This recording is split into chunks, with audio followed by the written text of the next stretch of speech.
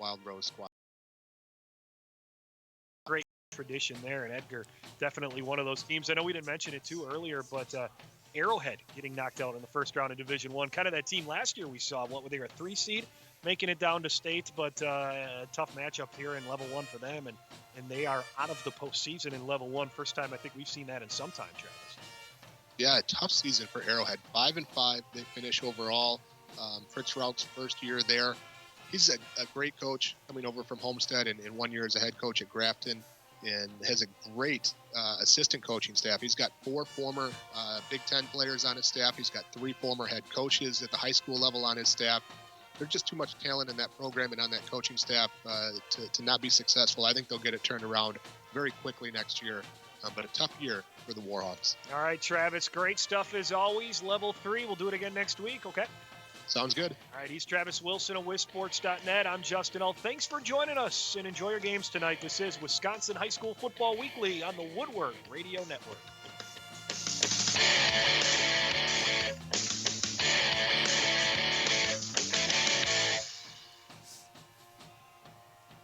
Our coverage of WIAA playoff football continues next on WOSQ as the Stratford Tigers meet the Durand Panthers in round 2 of the WIAA Division 5 football playoffs. That's next on Sports Radio 92.3 FM, WOSQ.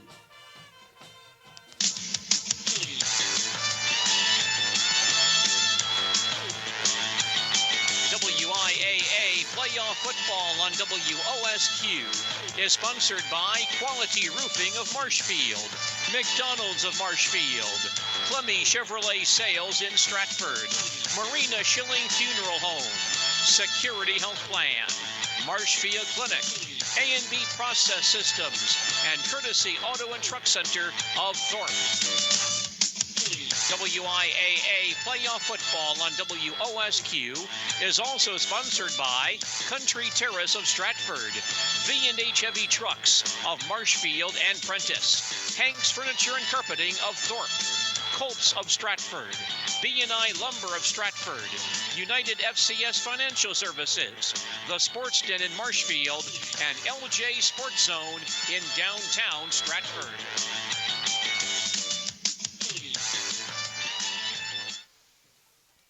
Good evening and welcome to Durand for WIAA playoff football on Sports Radio 92.3 FM WOSQ and on WDLB WOSQ.com. Tonight, the Stratford Tigers take on the Durand Panthers in round 2 of the WIAA Division 5 football playoffs. The team that wins this contest faces either Stanley Boyd or Elk Mound in the state quarterfinals next Friday night. I'm Gene Delisio. In just a few moments, we'll bring you play-by-play coverage of this ball game between the Stratford Tigers and Durand Panthers at Durand High School.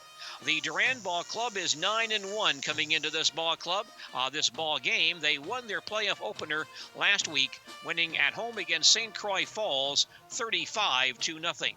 Durand won their first 4 ball games of this season by convincing scores over Baldwin Woodville, Barron, Mondovi, and Boyceville, then lost a 23-6 decision to Grantsburg, and since then have won 5 straight games over Spring Valley, Glenwood City, Elk Mound, Colfax, and then St. Croix Falls last week. The ball club from Durand can be very explosive on the offensive end. They're led by junior running back Josh Biesterveld, who this year has rushed for 874 yards and 20 touchdowns. He has rushed for over 100 yards in 3 ball games and has scored touchdowns of runs of 60 yards or more twice this year. Durand quarterback William Berger has passed for 554 yards and 6 touchdowns, had a career-best 124 passing yards and a touchdown against St. Croix Falls a week ago in the opening round of postseason play. Stratford Tigers also 9-1 heading into this ball game. Tigers lost their season opener at Stanley Boyd 35-7. Since then, they've won 9 consecutive ball games, including wins over playoff teams Marathon, Edgar, Rib Lake Prentice, Auburndale, and Colby last week in the opening round of postseason play. The Tigers won that ball game last Friday night 27-7, outgaining Colby 391 yards to 132. And it's the 9th consecutive week that Stratford's defense has allowed less than 200 yards of offense by the opposition. Stanley Boyd in the season opener rolled up 454 yards of offense, but since then no one has gained more than 196. That mark was achieved by Rib Lake Prentice about a month ago. The Stratford Tigers playing very well on the defensive side. They have held the opposition to 75 yards of rushing offense or less in each of their last 6 ball games. On the offensive side, Stratford playing quite well once again. Now leading runner Cameron Bornbach was held to only 48 yards and a touchdown against Colby a week ago, but Eli for 121 yards and a touchdown in that ball game. The most passing attempts by Eli in one ball game. He threw the ball 16 times last week. The first time this year he's thrown the ball more than 10 times in one season. Colby did score 7 points against Stratford last week, but that was a defensive score.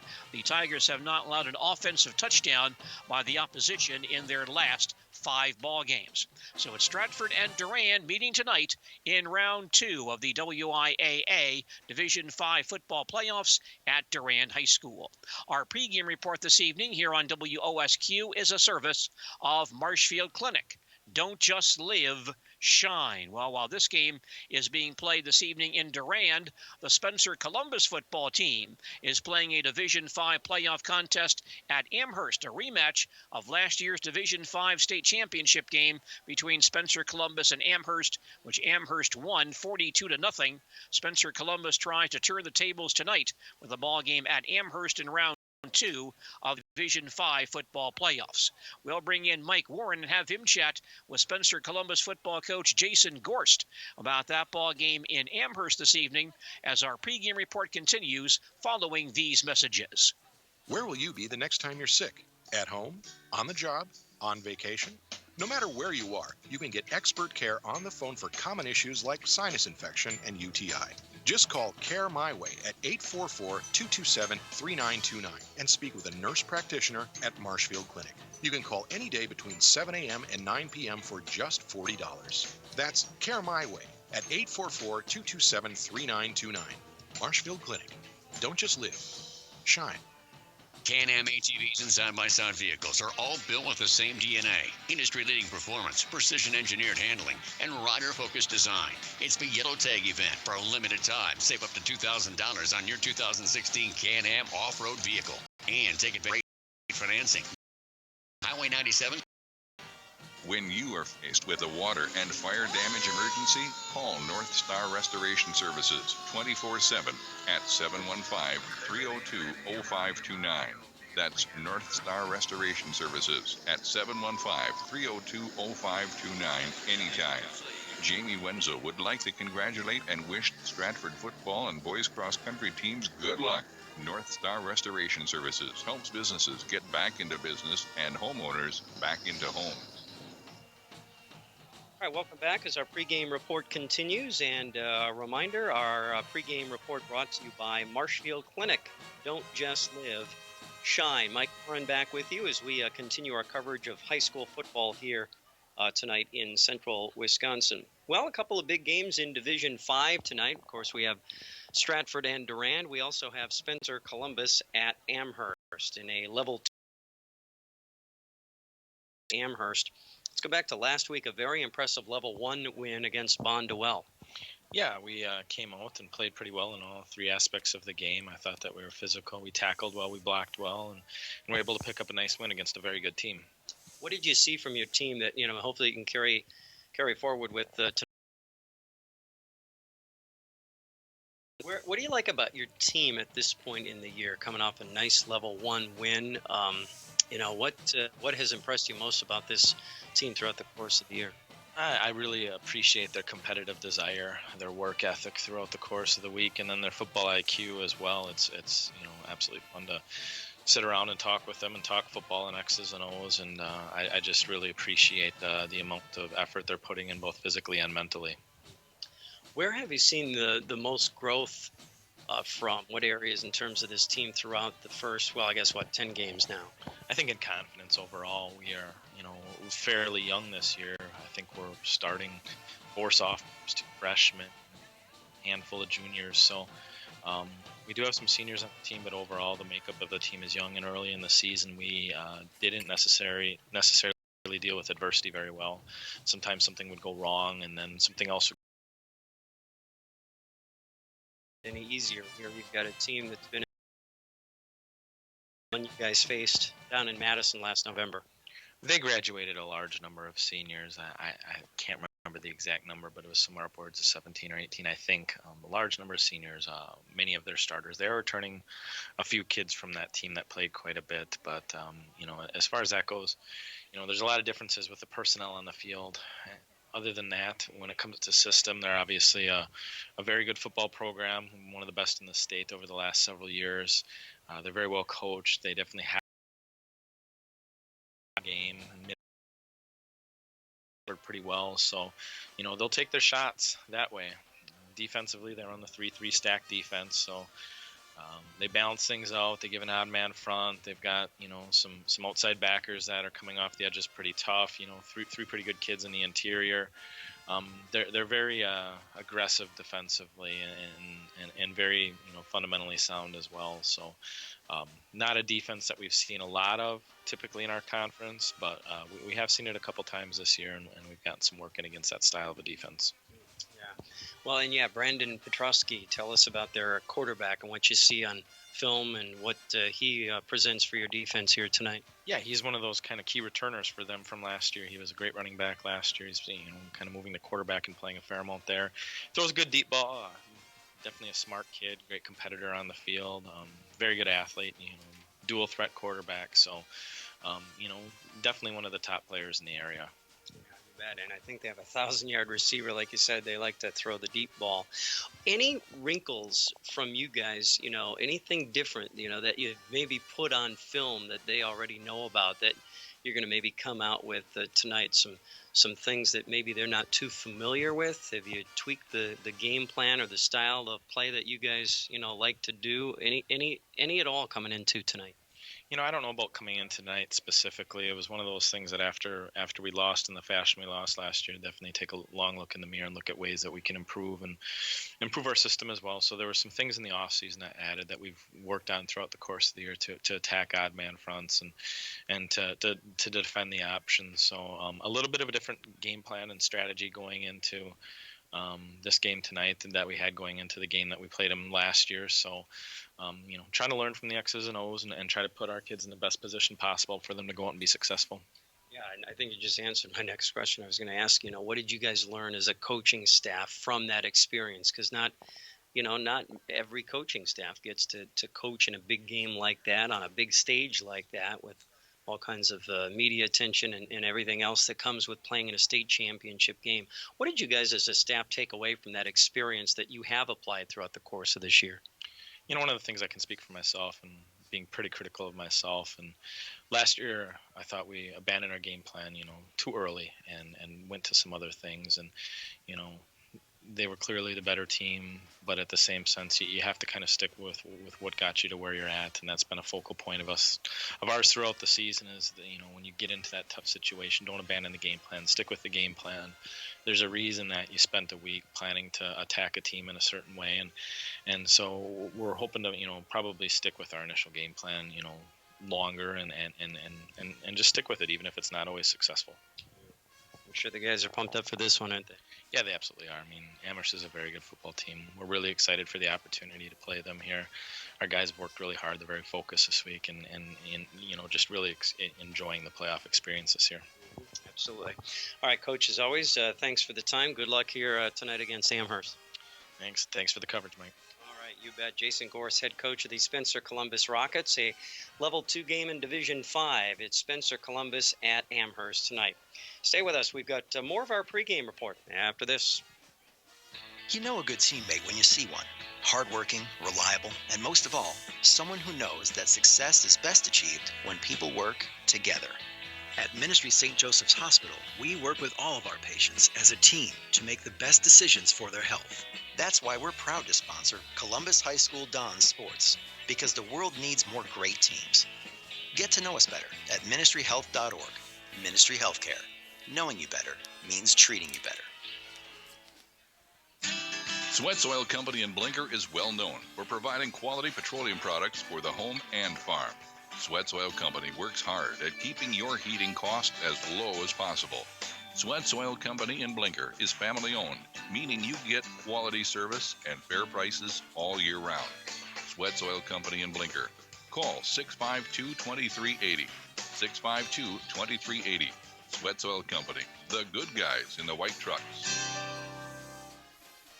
Here's another Tooth Truth from Dental Clinic of Marshfield. Do you feel anxious about dentists? Well, you're not alone. A lot of people feel anxiety about dental visits. Dental Clinic of Marshfield wants to help. Dental Clinic of Marshfield dentists will make your comfort a priority. Dental Clinic of Marshfield. Dental care for life. Schedule an appointment today at any of their 3 offices in Marshfield, Stratford, or Neelsville. Learn more at dentalclinicofmarshfield.com.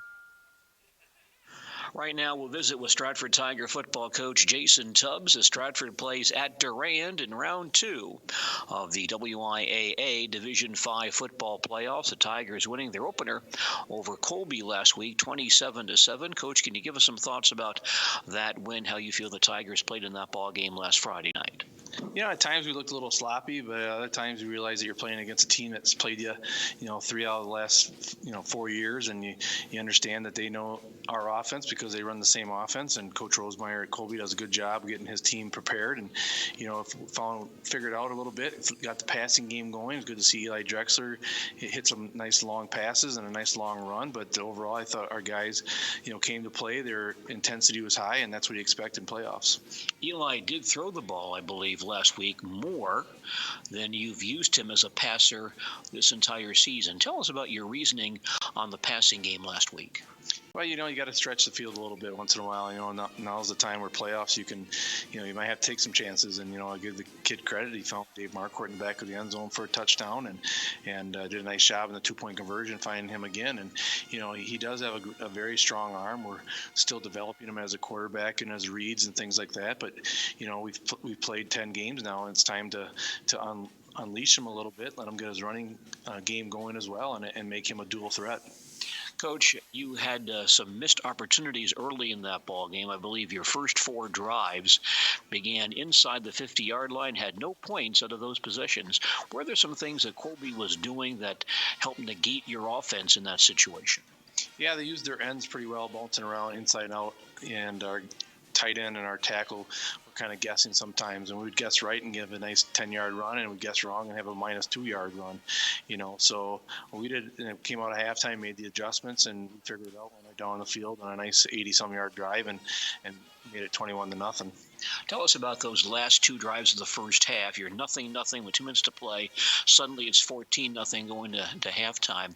And those 2 big drives, possessions late in the second quarter, really put the game in your corner. Tell us about the importance of those scores late in the second period.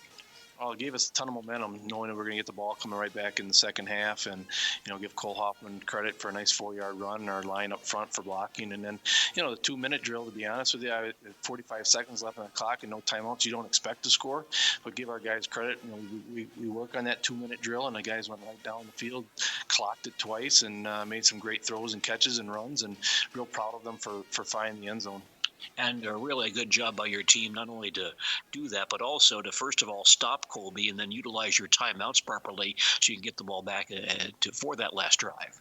Yeah, absolutely. We only had 2 timeouts. Had to use one on a different play early in the first quarter. But other than that, the guys understood that, in a hurry-up type of offense, get to the line, get the clock stopped. One time we were waiting for Tyson Kaufman to get downfield. He forgot, where we were at in the field. But other than that, Hey, Gene, are you there? Yes, I am. Hey, quick question. I was just kind of looking at how we're timing out here. There's still like 3 minutes left in this segment, and then if we take 90 seconds, that puts us, I mean, segment 4 would probably end at like about 58 at least. So, do you think they're going to start right at 7, or will we be fine ending at 58? I think you probably go with 2 spots in the next couple of breaks in case they do start Okay, that's early. kind of what I was thinking. That's fine.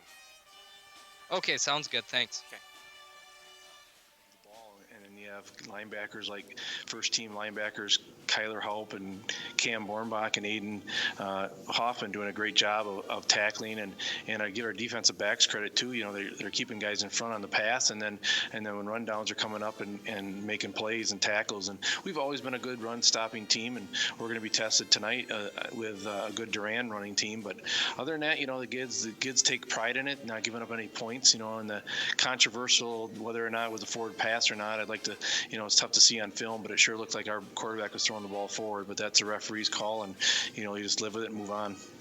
You know, Coach, a lot of your players are two-way players, and they get a lot of notoriety and run the ball and pass the ball and catch the ball very well. But you brought up Lucas Martin. He's a guy that goes one way for you and really has been very solid for you defensively. I think he has like 6 quarterback sacks this year. Fill us in about this guy, because I think a lot of people don't really know what he's done for you this year. He has one of the highest motors that I've seen on a football player. He just goes. Last year he was getting some playing time as a sophomore and then got mono and pretty much shut him down, and that hurt us in the playoffs. It really not having him on the field coming in on third down. But this year, you know, he started the season at tight end and just could not figure out playing both ways. So we put him back on defensive tackle and just tell him to go. And he really does do a great job of getting in his gap. But you know, the nicest thing he does is that he's the type of kid that when we're going team offense on practice, he goes on scout team D and makes our other guys work real hard. And you know, he's not afraid to work hard every day and keep getting better. Well, Coach, a tough one against Durand on Friday night. Fill us in about this ball club and what you expect to see from Durand on Friday evening. They got a lot of seniors on their team. You know, they've been in the playoffs, you know, last year, giving Stanley Boyd a decent game, and I expect them to run the football and pass when they need. They're very similar to us, you know, similar in yardage and you know, same type of offense with a lot of moving parts. You know, the other coach Rosemeyer does a good job getting his team prepared on the offensive side, and you know, defensively, I'm sure they'll take some information from the Colby game and try to simulate that as well. It seems like they're a bit explosive. They have a young man in their backfield who can score from long range. Tell us about that part of their offense. Yeah, they have a lot of misdirection. If you're not keeping your head on the swivel, no one reading your keys, all of a sudden he's running down the sideline. So, you know, our guys are going to have to really study film this week, and you know, they've done a pretty good job in practice so far. But until you get into a game and it's a live situation, you know, it's hard to figure it out. Stratford Tiger football coach Jason Tubbs. The Tigers facing Durand tonight in round 2 of the WIAA Division 5 football playoffs here at Durand High School. Now we'll come back with more of our pregame report from Durand following these messages. Quality Roofing, Marshfield, Wisconsin, is proud to include Wausau Athletic Park, Camp Randall, and Lambeau Field in their project lineup.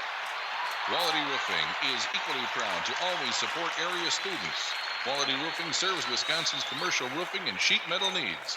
Contact Quality Roofing on the web at qroof.com or visit them in Marshfield's East Industrial Park. Neighbor, can I borrow your lawnmower? Good afternoon, neighbor. Can I borrow a cup of sugar?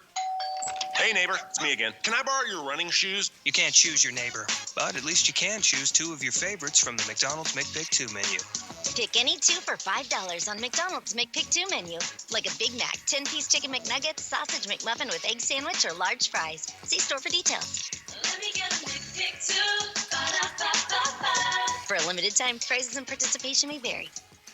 Stratford facing Durand tonight in round 2 of the WIAA Division 5 football playoffs.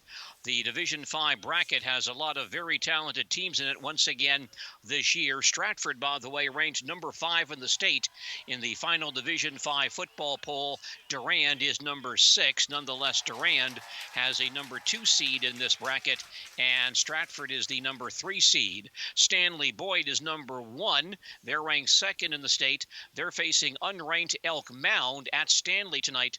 The team that wins that game will take on the Stratford-Durand winner in round 3 next Friday evening. Also in this bracket, number 1 ranked Amherst and Spencer Columbus ranked 10th in Division 4 heading into postseason play. They're facing each other at Amherst tonight. Coverage of that game is now underway on AM 1450 WDLB and on WDLB-WOSQ.com. Also, 4th-ranked Southern Door is at home this evening against number 9 Fond du Lac Winnebago Lutheran. The winner of that game will face the Amherst Spencer Columbus winner in round 3 next weekend. The team that wins that game will then face the Stratford, Durand, Stanley Boyd, Elk Mound winner in the state semifinals on Friday, November 11th or Saturday, November 12th.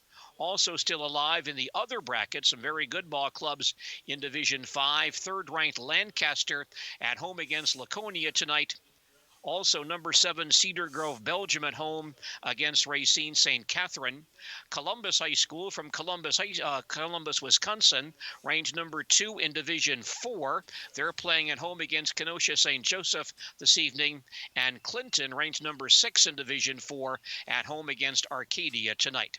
Stratford Tigers, coached by Jason Tubbs, now in his 4th season as the head football coach at Stratford. His record 35 wins and 10 losses. Stratford last season advancing to the state quarterfinals where they lost to Spencer Columbus in the 3rd round. They went to round 2 in 2014 and to round 3, the quarterfinal round, in 2013. Coach Tubbs' first year on the job. Of course, Stratford with a great history of football success, winning the state championship for Coach Tom Knopf back in 1986, and then winning 6 consecutive state championships in Division 6 between 2003 and 2008 under former head coach Cal Takis.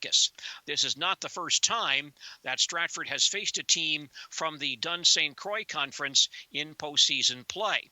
Back in 1989, Stratford lost in the opening round to Elk Mound at Thorpe, 31-14. In 2001, Stratford and Elk Mound played once again in round 2. Stratford won that game 39-7, and Stratford faced Spring Valley in round 3. The first year they won the state championship run under Coach Takis. 2003, they played Spring Valley at Augusta in the quarterfinal round and won that ball game 29-0. Durand, meanwhile, has played only one Marywood Conference school in postseason play. That was Tomahawk back in 2007. Tomahawk was not part of the Marywood back in those days, and Tomahawk won that ball game 14-7 in round 1. Durand has faced several Clover Belt Conference schools in postseason play. They lost to Osseo Fairchild in round 1 in 1984, beat Stanley Boyd in round 1 in 1987, beat Stanley Boyd again in the second round in 1989, beat Neilsville in round 1 in 2006, and lost at Stanley Boyd in the second round last season. Durand has never made it to the state championship game. They did get to the semifinals back in 2001, losing to Appleton Fox Valley Lutheran in round 4 in Wausau that year. Otherwise, they went to the quarterfinals in 2012, also went to the semifinals in 1989 when the playoff field was much smaller, but other than that, Durand has never made it to the state championship game. The final Marywood Conference standings for this season: Stratford, the conference champion, at 8-0, Marathon 7-1, Rib Lake Prentice 6-2, Edgar 5-3, Auburndale 4-4, Pittsville 3-5. 5, Tomahawk 2-6, Shawamigan 1-7, Phillips 0-8. In the Dunsane Croix Conference, Durand the champion at 6-0, Spring Valley 5-1, Glenwood City 4-2, Elk Mound 3-3, Mondovi 2-4, Boyceville 1-5, and Colfax finished 0-6. Looking forward to a good ball game this evening. Stratford and Durand square off tonight in round 2 of the WIAA Division 5 football playoffs here at Durand High School. That is our pregame report for this evening, a service of Marshfield Clinic. Don't just live, shine. Now, please stay with us. Stratford Tiger football is up next on Sports Radio 92.3 FM, WOSQ. You know, one-stop shopping seems to be the order of the day. When it comes to automotive needs, the stop in Stratford is Clemmy Chevrolet. Now, whether it's service, body work, or a vehicle you need, Clemmy Chevrolet fills the bill. And if the dirt and bugs have conveniently collected on your vehicle, Clemmy Chevrolet offers a touchless car wash 24 hours a day. The right vehicle, the service you need, 24-hour car wash. You'll find it all at Clemmy Chevrolet, Stratford. Marina Schilling Funeral Home with hometown values, serving area families. Kevin Hansen is available to answer your pre-planning questions. He can also assist you with funerals, cremation, memorial services, and funeral trusts. Plan ahead for peace of mind. Visit their website, marinaschilling.com. Marina Schilling Funeral Homes for the 21st century. Colby, Abbotsford, Dorchester, and Owen. You're listening to Stratford Tiger football on Sports Radio 92.3 FM, WOSQ, Spencer Marshfield, and WDLB, WOSQ.com. Adam Burden producing our broadcast this evening. I'm Gene Delisio at Durand High School as we get set for football action tonight. Stratford and Durand in round 2 of the WIAA Division 5 football playoffs. Big crowd is on hand here at Durand for this one this evening. Durand will kick off to begin play this evening. And the Stratford Tigers send A.J. Shanefoos back deep to receive this kick along with Dylan Dellinger. Lawson Harmon to kick off to begin play for Durand in this second round playoff contest here at Durand. Harmon approaching the football, and here's the kick, a long end over end kick, and it's going to be Dellinger at the goal line, up the near sideline, the 5, the 10, not much running room, cuts back to the inside, but he'll be stopped shy of the 15-yard line. So the Tigers come out with poor field position to begin play this evening. They'll put the ball in play at about their own 14-yard line, 1st and 10. Tigers quarterback by sophomore Eli Drexler, who this year has passed for 533 yards, 3 touchdowns, and 5 pass interceptions. Cam Bornbach in the backfield has rushed for 952 yards and 17 touchdowns. Cole Hoffman in the backfield with Bornbach on 1st and 10 Stratford from their own 14-yard line. Hoffman wing on the far side, split backfield, and on 1st down, it will be straight ahead. It looks like Cade Erickey for a few yards out to about the 17 and stop there. Now Stratford does have a size advantage on the inside. We'll see if they try to take advantage of that situation this evening. Erickey goes straight ahead for 3.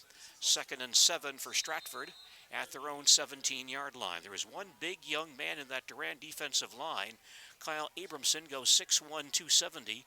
No one else above 220, only one man above 200 aside from Abramson. 2nd and 7 Tigers at the 17-yard line. And Drexler back to pass the football. Gets hit in the backfield. He'll be sacked back around the 5-yard line. A nice rush by linebacker Josh Biesterveld. And Drexler taken down back at the 5, a big loss. And the first quarterback sack of the night for Durand. As Drexler flung down at the 5-yard line, he'll lose 12 yards on that play. So these Tigers now face with 3rd and about 19 at their own 5-yard line. Play just underway here at Durand.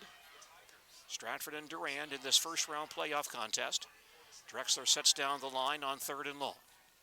And he will hand the ball off to Bornbach. Coming to the near sideline, they string it out and Cam out to about the 8 on the near sideline. Can get no further. He stopped right there. Bornbach gets 3 yards on his first carry of the night.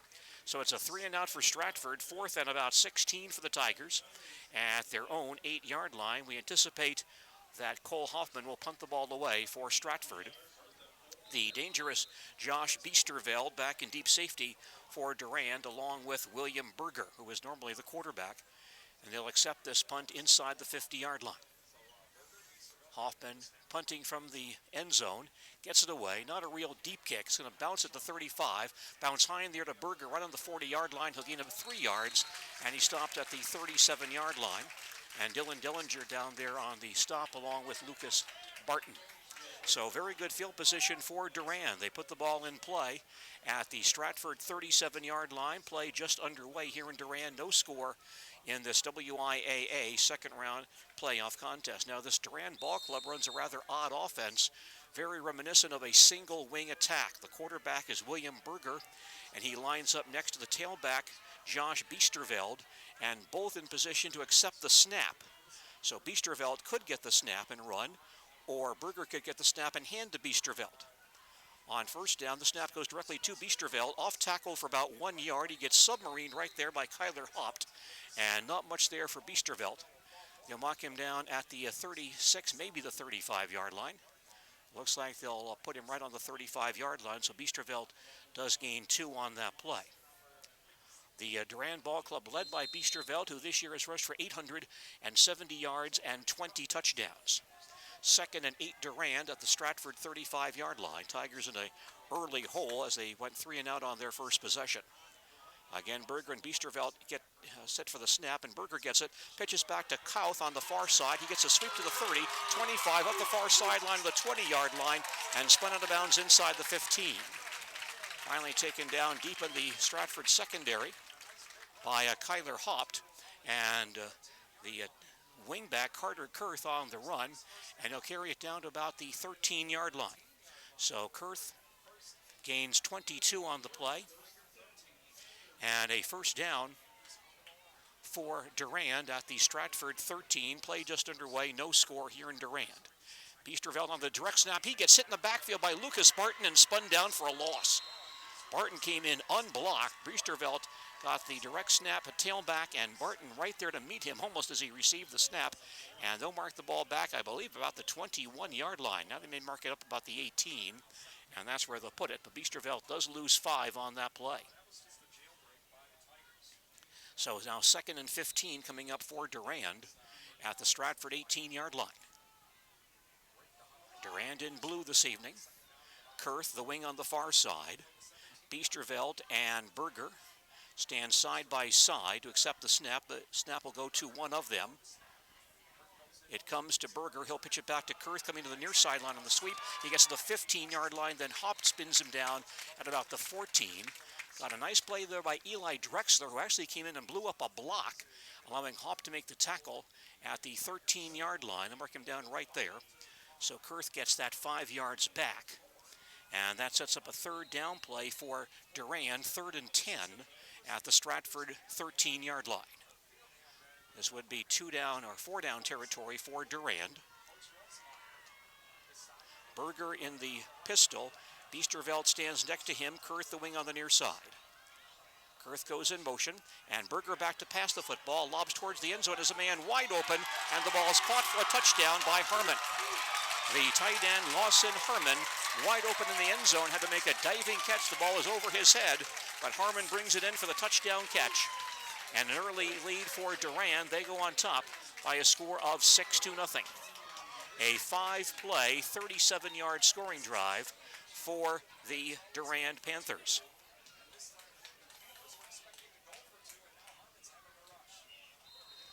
Durand now will set up their PAT strategy. They're putting a tee down and waiting for a kicker to show up. Berger, the holder, is out there with a tee.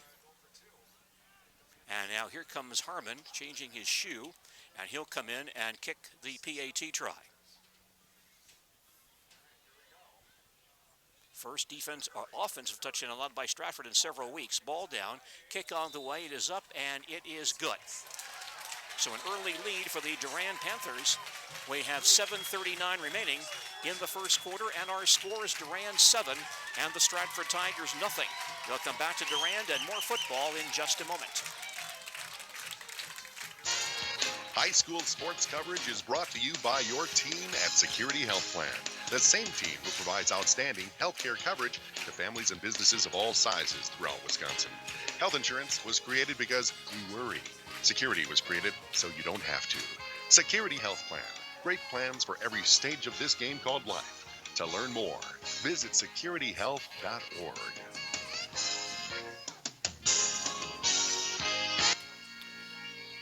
That's the first offensive touchdown allowed by the Stratford Tigers in several weeks. The last team to score an offensive touchdown against Stratford was Shawamigan 5 weeks ago.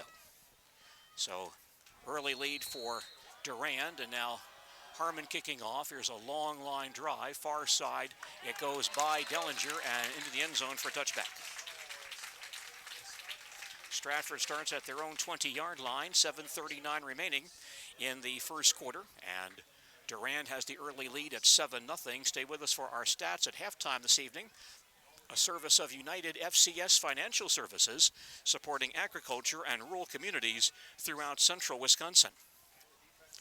1st and 10 now for Stratford at their own 20-yard line as play resumes. Tigers went 3 and out on their first possession. Cam Bornbach, Cole Hoffman in the backfield behind quarterback Eli Drexler on 1st and 10 from the 20. Eli hands off to Bornbach, gets outside for a nice gain to the 25, upended right there. But 5 yards on first down for Cam Bornbach. Again, the Tigers do have a size advantage in this ball game, and we may see them try to just run the ball straight ahead and run over this smaller Durand ball club. Pick up a 5 on the play. 2nd and 5 for Stratford at their own 25-yard line. Tigers with white jerseys, black pants tonight. And Drexler under center. Full house backfield here on 2nd and 5. Drexler will hand off to his second man. Hoffman gets upended to the backfield, though. Gets submarine back to the 23 and dropped for a loss. Nice defensive play by defensive tackle Nate Siebenaller. And Hoffman will lose a yard back to the 24-yard line. Tough start for the Stratford Tigers this evening. And here's a 3rd and 6 for Stratford now at their own 24-yard line. Second Stratford possession, no first downs as of yet. Marquardt and Hoffman both wide to the near side. Bornbach and Becker in the backfield behind Drexler on 3rd and 6. And it's Joey Becker off tackle for about a yard, maybe 2, to the 26-yard line, and that's it. Not much there for Joey Becker, and again, a 3 and out for the Stratford Tigers. That's Jordan Becker, rather. Jordan Becker on the carry. And the Tigers have to punt the ball away again. It's 4th and 4 Stratford at their own 26-yard line.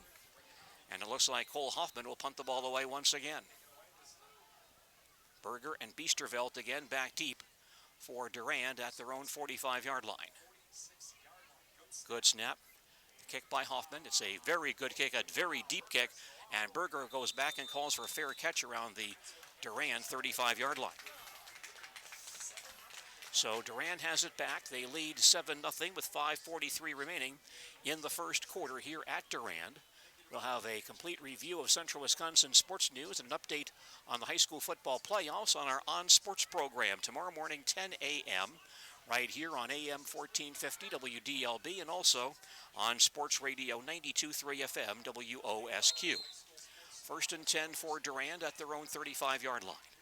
Harmon caught that touchdown pass on the last drive. He comes way out wide to the near side. Berger and Biesterveld in the backfield. Berger will pitch it back to Kurth. Tries to get outside and has a hole across the 40, 45 up the far sideline. He's in the clear.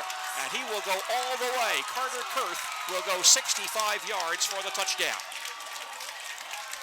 Carter Kurth, the 3rd time this year he's scored from more than 50 yards away. He had a 90-yard run earlier this year against Glenwood City. He goes 65 on this play. And just like that, Durand has a 13-0 lead with 5:30 remaining in the first quarter. So a real good start for the Durand Ball Club tonight. 1 play, 65-yard scoring drive for Durand. And Harmon changes his shoe once again. He comes back in to attempt to kick the PAT. Boy, a real tough start for the Stratford Tigers tonight. Defensively, very strong this year, but not so far tonight. Harmon's kick is on the way. It is up, and it is good. So 2 possessions and 2 scores for the Durand Pirates tonight, or Durand Panthers, rather. 5:30 remaining in the first quarter, and our score, Durand 14, Stratford nothing. More football coming up in just a moment. Who do I wrestle for? I wrestle on my high school team for Jason Garcia, my fiercest competitor during practice and my biggest fan during meets. I wrestle for the chance to put our little high school right here in Wisconsin on the map. Wearing the uniform of your high school comes with a big responsibility. Younger kids look up to you, and the reputation of your high school depends on you. This message presented by the Wisconsin Interscholastic Athletic Association and the Wisconsin Athletic Directors Association. Couple of big runs for Carter Kurth so far this evening. 22-yarder and now the 65-yard touchdown run. And Durand has an early lead, 14-0 as Durand kicks off once again. Very difficult start for the Stratford Tigers. Normally don't find themselves trailing by 2 touchdowns. Here's the kick by Harmon. End over end kick, not as deep, but it splits the receivers and goes in the end zone for the touchback. Dillinger and Shanefu stand there and look at it. And it crawled across the goal line for the touchback, and the Tigers put the ball in play from their own 20-yard line, trailing 14-0. By the way, a couple of soccer scores earlier today. Northwestern of Minnesota edged Minnesota Morris in men's soccer 2-1. Marshfield's Matt McCann had 1 shot in that match, did not score. Jacob Limix also started on defense for Northwestern, did not take a shot. The Northwestern women lost to Morris 1-0. Emily Geppinger of Marshfield did not get off a shot in that match for Northwestern of St. Paul. 1st and 10 Stratford from the 20-yard line. Here's Cole Hoffman trying to get outside, turns back inside, has a nice gain across the 30-yard line. And finally pulled down as he crosses the 40. Cole Hoffman finds a seam, carries out near the 40-yard line, picks up 20 yards on that play, and that gives Stratford the first down. Looked like Hoffman might be stopped in the backfield, but he cut back nicely in the offensive backfield and winds up with a 20-yard gain.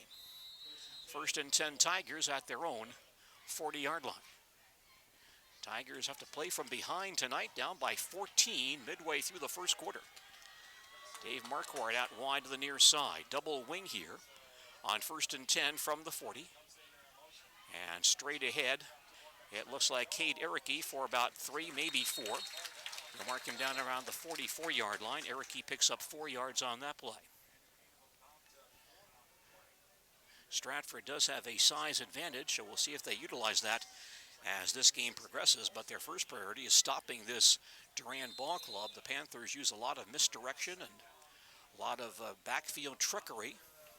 And Coach Tubbs was concerned about his team getting sucked into some of that. And have to solve that issue. 2nd and 6 Stratford from their own 44. Split backfield, wing far side. Drexler hands off to Bornbach again, gets outside, not much there. He'll be pulled down around the 46, going off the right side.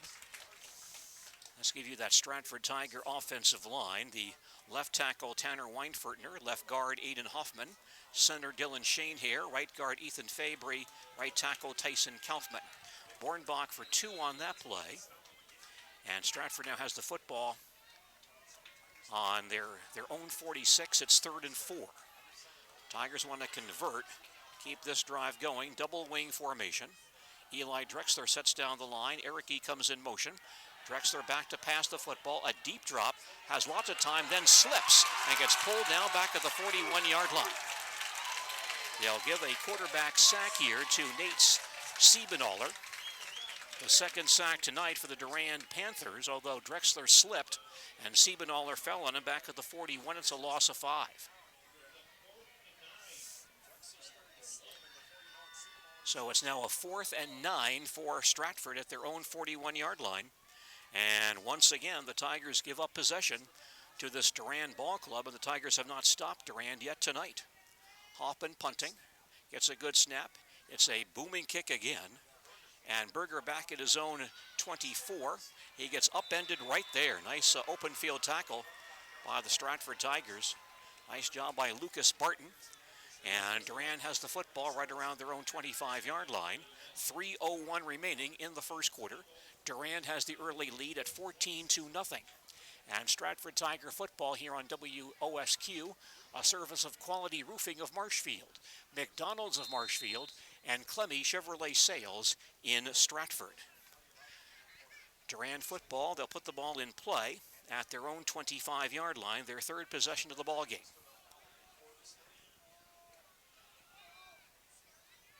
Berger in the pistol on first down. He'll hand off straight ahead to Biesterveld out across the 35 to about the 37-yard line.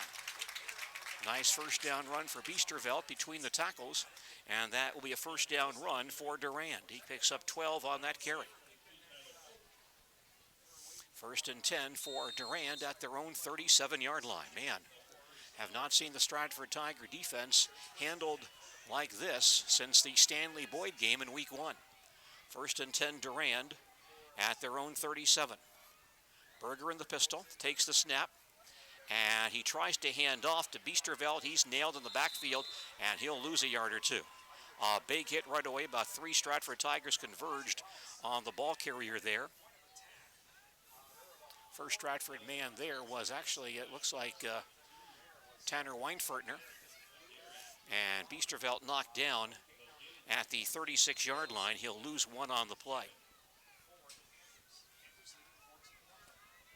2nd and 11 for Durand at their own 36-yard line.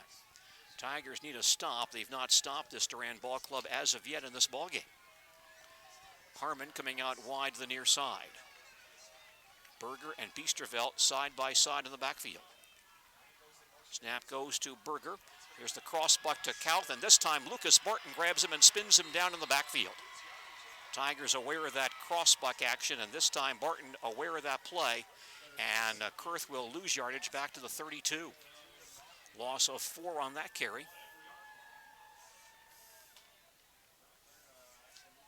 And here's a 3rd and about 14 for Durand at their own 33. Tigers need a stop here to keep this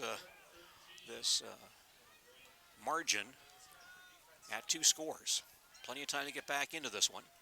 Harmon wide to the near side, picked up by Dylan Dellinger. Slot man near side as well on 3rd and 14. Berger in the pistol, takes the snap, back to pass. It's a screen pass to Kurth straight ahead across the 35-yard line, out across the 40, and to the 45-yard line to midfield for the first down. Middle screen for Carter Kurth, and a first down for Durand. They convert on 3rd and 14. Kurth makes the catch, his 11th of the year, picks up 18 yards on the play. And a first down for Durand at the 50-yard line. Final minute, first quarter. Durand leads 14-0. Durand lines up again. 2 men in the backfield. And Berger wants to pass again. Rolling towards the near sideline. Weinfertner in pursuit. Runs to the near sideline and throws on the run. It's intercepted. Sideline pass intercepted by Cole Hoffman, who goes out of bounds at the 31-yard line. Excuse me, the 26-yard line. Cole Hoffman diving in front of a receiver on the near sideline, and he picks it off. Cole Hoffman makes the play, and that gives the ball back to Stratford. The Tigers stop the Durand Panthers for the first time this evening. And with 34 seconds remaining in the first quarter, Stratford has the football back, trailing by 14. Tiger football on their own 26-yard line. 34 seconds remaining. First quarter, Stratford trails 14-0. Tigers not amounting to much on offense tonight. Double slot here with Bornbach in the backfield. Hoffman goes in motion, gets the handoff on the jet sweep, spins away from some tacklers, gains a few yards off the right side. Pulled down on the 28-yard line for a gain of 2. 2 for Bornbach on that carry. 2nd and 8 for Stratford at their own 28-yard line. And that might be the final play of the quarter. Clock is winding down. 12 seconds remaining in the period. Tigers in no hurry here. Now they break the huddle. Clock down to 4 seconds. Drexler lines them up. Turns around, looks at the scoreboard. The clock expires, and that ends the first quarter of football here at Durand High School. Our score after one quarter, Durand 14 and the Stratford Tigers nothing. Back with second quarter action in just a moment. Where will you be the next time you're sick? At home? On the job? On vacation? No matter where you are, you can get expert care on the phone for common issues like sinus infection and UTI. Just call Care My Way at 844-227-3929 and speak with a nurse practitioner at Marshfield Clinic. You can call any day between 7 a.m. and 9 p.m. for just $40. That's Care My Way at 844-227-3929. Marshfield Clinic. Don't just live. Shine. A&B Process Systems, proud to be a large part of the Stratford community for over 40 years and proud to support Stratford athletics. They provide services and equipment for Fortune 500 customers in the food, beverage, dairy, pharmaceutical, and industrial markets. A&B Process Systems builds more than quality process systems. They build relationships. Check their website for career opportunities, www.abprocess.com. A&B Process Systems, Stratford.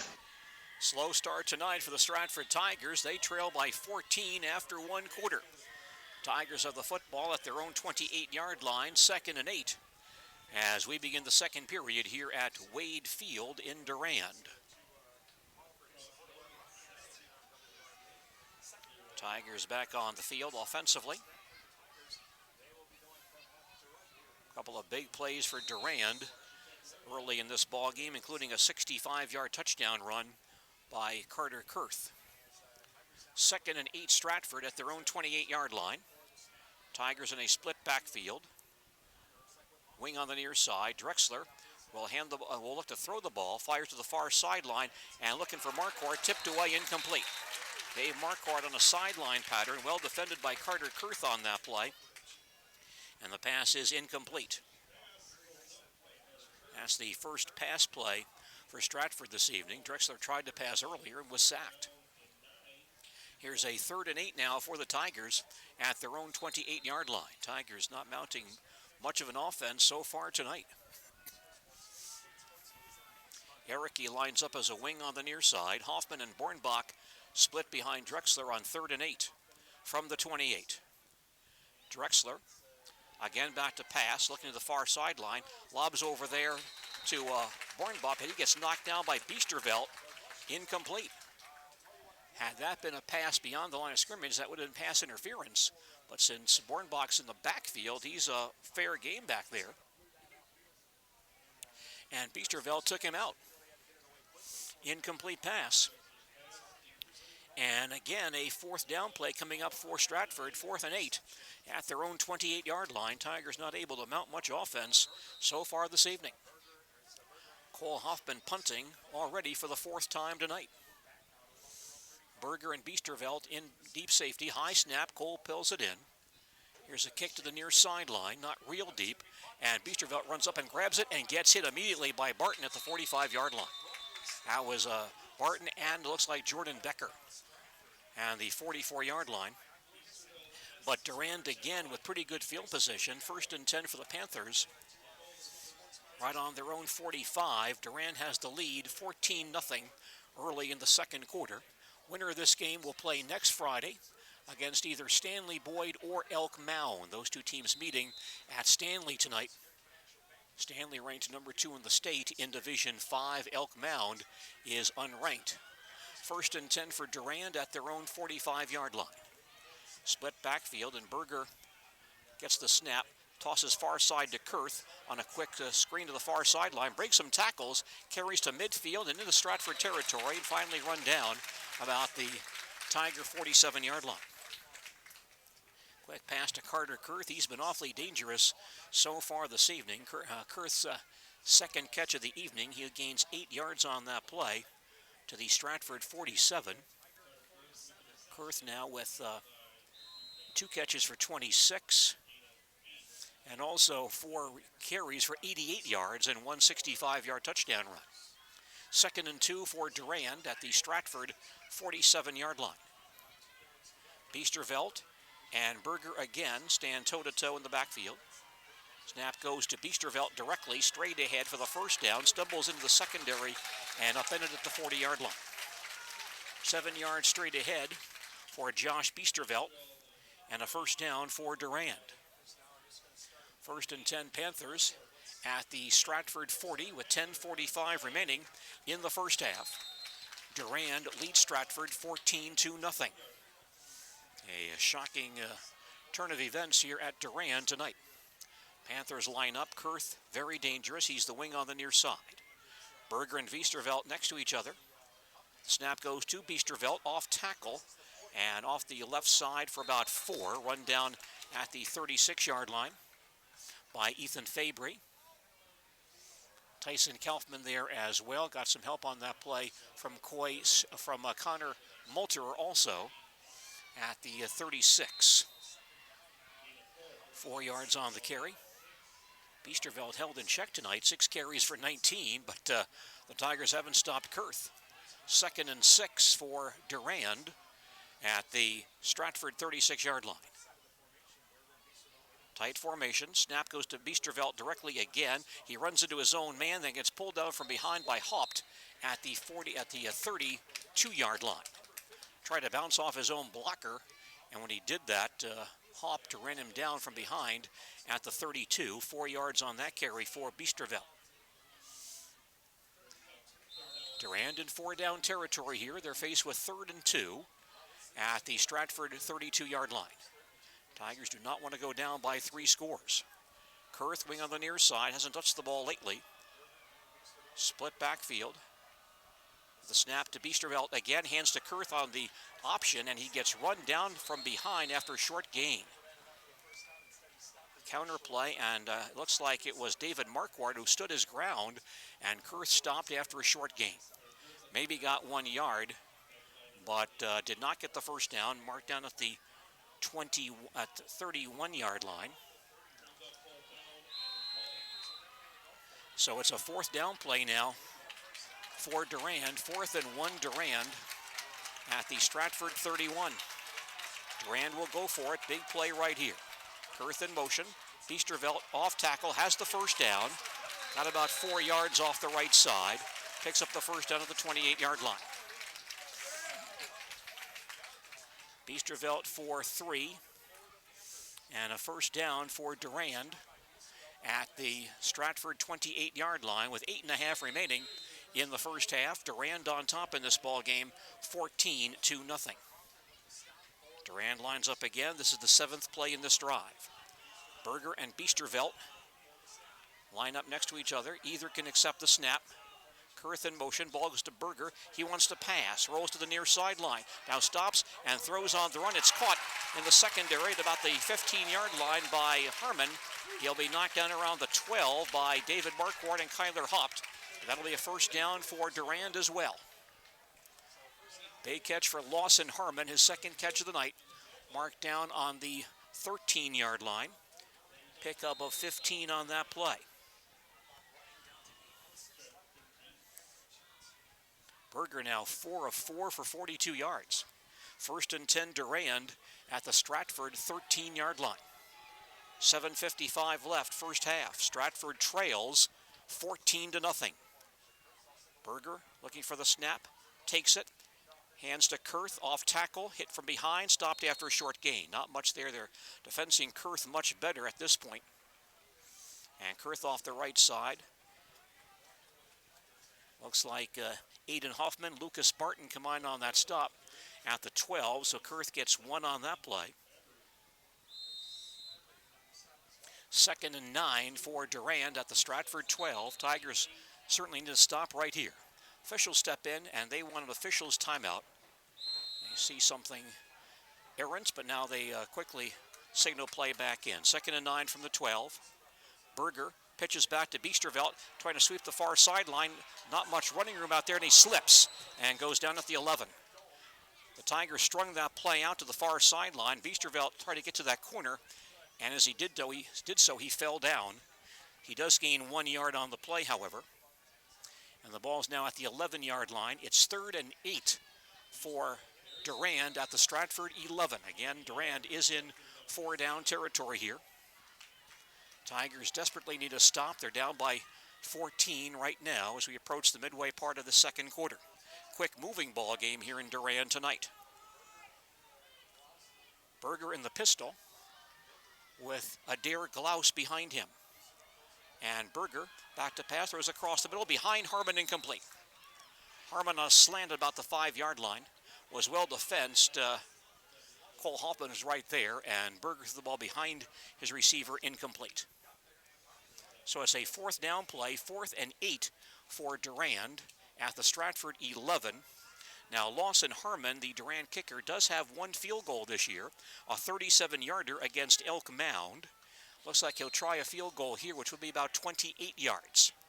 Keep in mind the quarterback, Berger, is the holder, so a fake is always a possibility. Berger Harmon changing his shoe and trotting back out on the field. 28-yard field goal try by Lawson Harmon of Durand. He's a straight-on kicker. We're set for play. Ball is down. Kick is on the way. A very high kick. And near the crossbar, does not get there. Never got to the crossbar. Kick is no good. So the Stratford Tigers hold the Durand Ball Club and the Tiger offense back on the field. 6:25 remaining in the first half, and Stratford trailing 14-0. You're listening to Stratford Tiger football on Sports Radio 92.3 FM, WOSQ, Spencer, Marshfield, and WDLB, WOSQ.com. Adam Burden producing our broadcast tonight. I'm Gene Delisio at Durand. Tigers down 14-0, midway through the second quarter. Tigers need a successful drive right here. Eli Drexler sets down the line. On first down, handoff to Erickey. It's a reverse. Here comes Hoffman. No place to go on the reverse, though, and he's going to be spun down about the 12-yard line.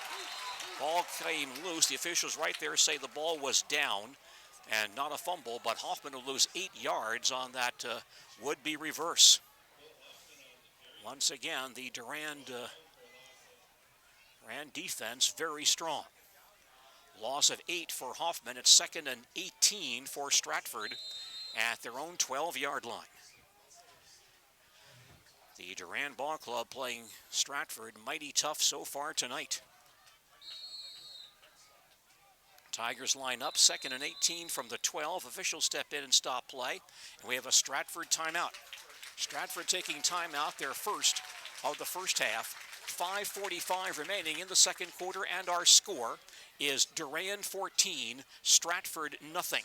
We'll return to Durand and more football in just a moment. At Courtesy Auto and Truck Center in Thorpe, you'll always get the best possible service and courteous attention. They're your Ford and GM dealer with your next vehicle, new or certified used car or truck. Folks don't shop for vehicles anywhere else because of the great response they get from all the guys and gals who work there. Just off Highway 29 in Thorpe, where common courtesy meets exceptional service. Or on the web at drivecourtesyauto.com. Courtesy drives the distance. Make sure you stop by MarshfieldAreaSports.com and nominate and vote for your favorite high school athletes as our WDLB WOSQ High School Athlete of the Month. Get the details at MarshfieldAreaSports.com. High School Athlete of the Month, the service of Burt Trophy and Awards of Marshfield, Cost Cutters Family Hair Care of Marshfield, and Marshfield Clinic. Don't just live, shine. 2nd and 18 for Stratford at their own 12-yard line as we resume play. Erickey and Bornbach in the backfield. It's Bornbach straight ahead for about 3 yards. Stopped at the 15-yard line. Well, that Durand defensive line, which is not all that big, is playing Stratford mighty tough. Taking on the bigger Stratford offensive line and having good success. It's 3rd and 15 for Stratford at their own 15. Eli Drexler 0 for 2 passing the football tonight. He's also been sacked twice.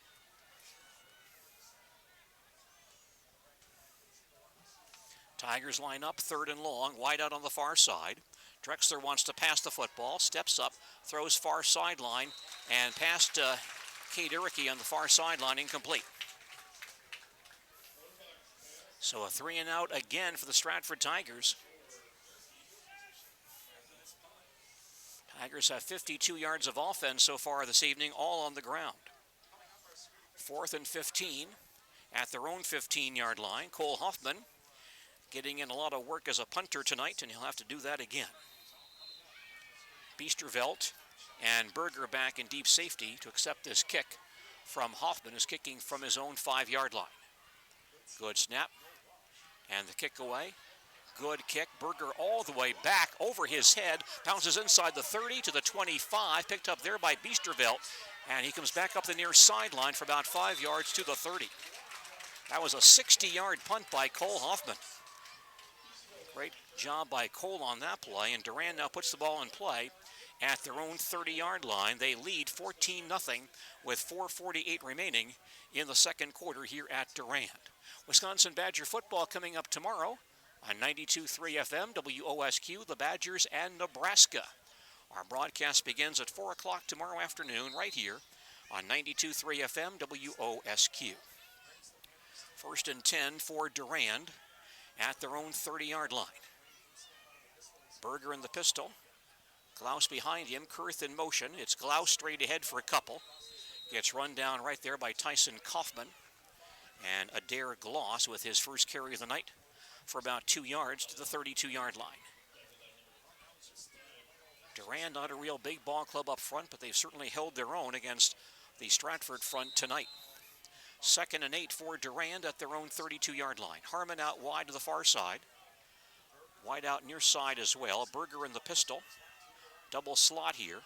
Berger takes the snap, looks to throw a quick slant to Harmon. He gets the pass, gets a big hit, and then gets taken down at the 38-yard line. Cole Hoffman made a big hit on Harmon. Harmon bounced off the hit, and tried to run, but then slipped at the 38-yard line. That pass play gains 6. And Lawson Harmon has his third catch of the night. 3rd and 2 now for Durand at their own 38-yard line. By the way, former Mid-State Tech basketball coach Jeff Kaminsky, now the head coach at Wayne State of Nebraska, joins us at halftime this evening. 3rd and 2 from the 38. And whistle stops play, and Durand may want a timeout here. Looks like the Panthers take a timeout, their first timeout of the first half. Clock is stopped with 3:38 remaining in the second quarter. Our score is Durand 14, Stratford nothing. We'll return to Durand and more football in just a moment. Country Terrace of Stratford takes this time to wish the Stratford Tigers good luck in tonight's game. Country Terrace backs the Tigers all the way. Country Terrace is a community-based residential facility for the elderly and handicapped, who've been serving Stratford area residents for many years. Good luck, Tiger players, from Kristen and the entire staff at Country Terrace of Stratford. Stratford Tigers with a tough time tonight. They trail Durand 14-0 late in the second quarter. Durand has the football at their own 38-yard line, coming up on 3rd and 2. Tigers have not mounted much offense so far this evening. Durand breaks the huddle. Tigers want to stop right here. Berger in the pistol, Biesterveld next to him on 3rd and 2. Berger takes the snap, runs himself, flag is down, and Berger to the 40-yard line, upended there by Cam Bornbach. He will have the first down if the play stands. This might be our first penalty of the night. And it's offside against Stratford. Offside call against the Tigers. Stratford man lines up in the neutral zone. And that will bring the ball out to the 43-yard line and give Durand a first down with 3:34 remaining before halftime, and Durand leading 14-0. Durand Panthers clad in blue, looking impressive this evening. Berger and Biesterveld stand next to each other. Either can take the snap in this offense. Ball goes to Biesterveld. He fakes the handoff. Then he gets hit from behind and dragged down back to the 39-yard line. Great penetration by Tanner Weinfertner, who went in high, and Biesterveld snuck underneath him, but then got leveled by two other Tigers back at the 39-yard line. Biesterveld will lose 4 on that play. Tigers playing better on the defensive end, but still down by 2 scores. Lots to make up. 2nd and 14 for Durand at their own 39-yard line. As we have 3 minutes left in the second quarter. Durand lines up. Berger and Biesterveld get themselves set. Snap goes to Biesterveld, and he wants to throw the football across the middle. Caught by Harmon. Pulled down immediately, and perhaps by the face mask. Dave Marquardt may be flagged here. Harmon got a pass across the middle of the 49-yard line. Marquardt pulled him down, and may have used a face mask. He did. That pass play will gain 10. And 4 catches for Harmon in this ball game tonight. 4 catches for 42 yards. And now with the infraction, the ball placed at the Stratford 35. So Durand in scoring range once again. 2:45 remaining before halftime. And Durand on top, 14-0. Panthers line up. Berger in the pistol. And he hands off to Gloss, off tackle for a couple. Spun down around the 33-yard line.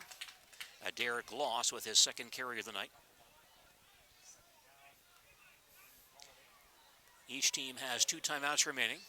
Clock winding down, 2:20 remaining in the second quarter. It really has been all Durand so far in this one. 2nd and 8 for the Panthers at the Stratford 32. Gloss far side. Harmon wide near side. Berger in the pistol here. Biesterveld goes in motion. Gets a pitch, but there's a flag down on the play. Play is stopped. It looks like Stratford wanted a timeout there. The Tigers get a timeout before the snap. Stratford timeout, their 2nd of the first half. 2:03 left in the second quarter. Durand on top in this ball game, 14-0. Back to Durand in just a moment. Hey truckers, you only have one chance to make a first impression, right? So you better make sure your truck's body is looking fine. At V&H, Wisconsin's most complete heavy truck body shop, we've got 16 certified technicians and support staff. And from major collision repair to our 65-foot Garmat spray booth, we've got your entire body covered. You'll drive out of V&H proud and ready to take on the world. V&H, the driving force in heavy trucks and equipment. Find us at 1505 South Central Avenue, Marshfield, or vhtrucks.com. Well, the Stratford Tigers down by 14 as we approach halftime. Durand has the football at the Stratford 33, 2nd and 8 in scoring range once again. Harmon has 4 catches tonight. He's going out wide to the far side. Berger and Gloss line up next to each other in the backfield. Biesterveld wing on the near side. He goes in motion. Berger takes the snap. Looks to pass, lobs across the middle. The ball is caught by Kurth along the far sideline, and he makes his way down to about the 20-yard line, pulled down there by Aiden Hoffman. Carter Kurth with the catch and run down to the 21. He'll gain 12 yards on that play. Kurth now with 3 catches tonight. And a first down for Durand at the Stratford 21-yard line. Kurth in motion again. Berger back to pass. Rolls to the far side. Gets hit and sacked by 3 men back at the 30-yard line. Had no place to go. And Barton, first man there. Jonathan Aguirre also there. Berger goes down back at the 30. He'll lose 9 yards. 2nd and 19 for Durand at the Stratford 30. 1:15 left before halftime. Berger in the pistol. Kurth in motion. He gets a pitch. He may want to throw the football. He stops and gets hit. Still on his feet, though. Runs down the near sideline to the 25-yard line and out of bounds right there. Lucas Barton had a shot at Kurth deep in the backfield. Kurth got away and ran out to about the 25, maybe the 23. He gained 7 yards on that play. Also stops the clock with 1:04 remaining. Kurth has now rushed for 97 yards this year, or this ball game. His best is 150 against Glenwood City earlier this season. Big play here. It's 3rd and Still lots of yardage, certain about 13 for Durand at the Tiger 23-yard line. Harmon to the far side, Kurth the wing on the far side. Glare, or Adair and Berger line up next to each other. Kurth comes in motion, and it's Adair Gloss straight ahead inside the 20 to the 18, and Marquardt grabs him there. Adair Gloss for about 5. And now Durand might take a timeout here. Gloss knocked down at the 19-yard line. He'll gain 4. And the clock's still moving. There was no timeout called. It's 4th and 8 for Durand at the Stratford 19. They will go for it. Berger in the pistol. Biesterveld in motion. Berger back to pass. Starts to run now. Has an open field, but gets taken down. Fumbles the football as well, but he's down on contact. Well done by a Stratford Tiger defender on that play. That was a Barton, I believe, again. There was a big hole for the quarterback Berger to run, and Lucas Barton nailed him from behind by the shoestrings and pulled him down back at the 17-yard line, a gain of 2. But that does turn the ball over to Stratford with 32 seconds remaining in the second quarter, and Durand on top, 14-0. Tigers take over at their own 17-yard line. And it looks like a tight formation. Full house backfield.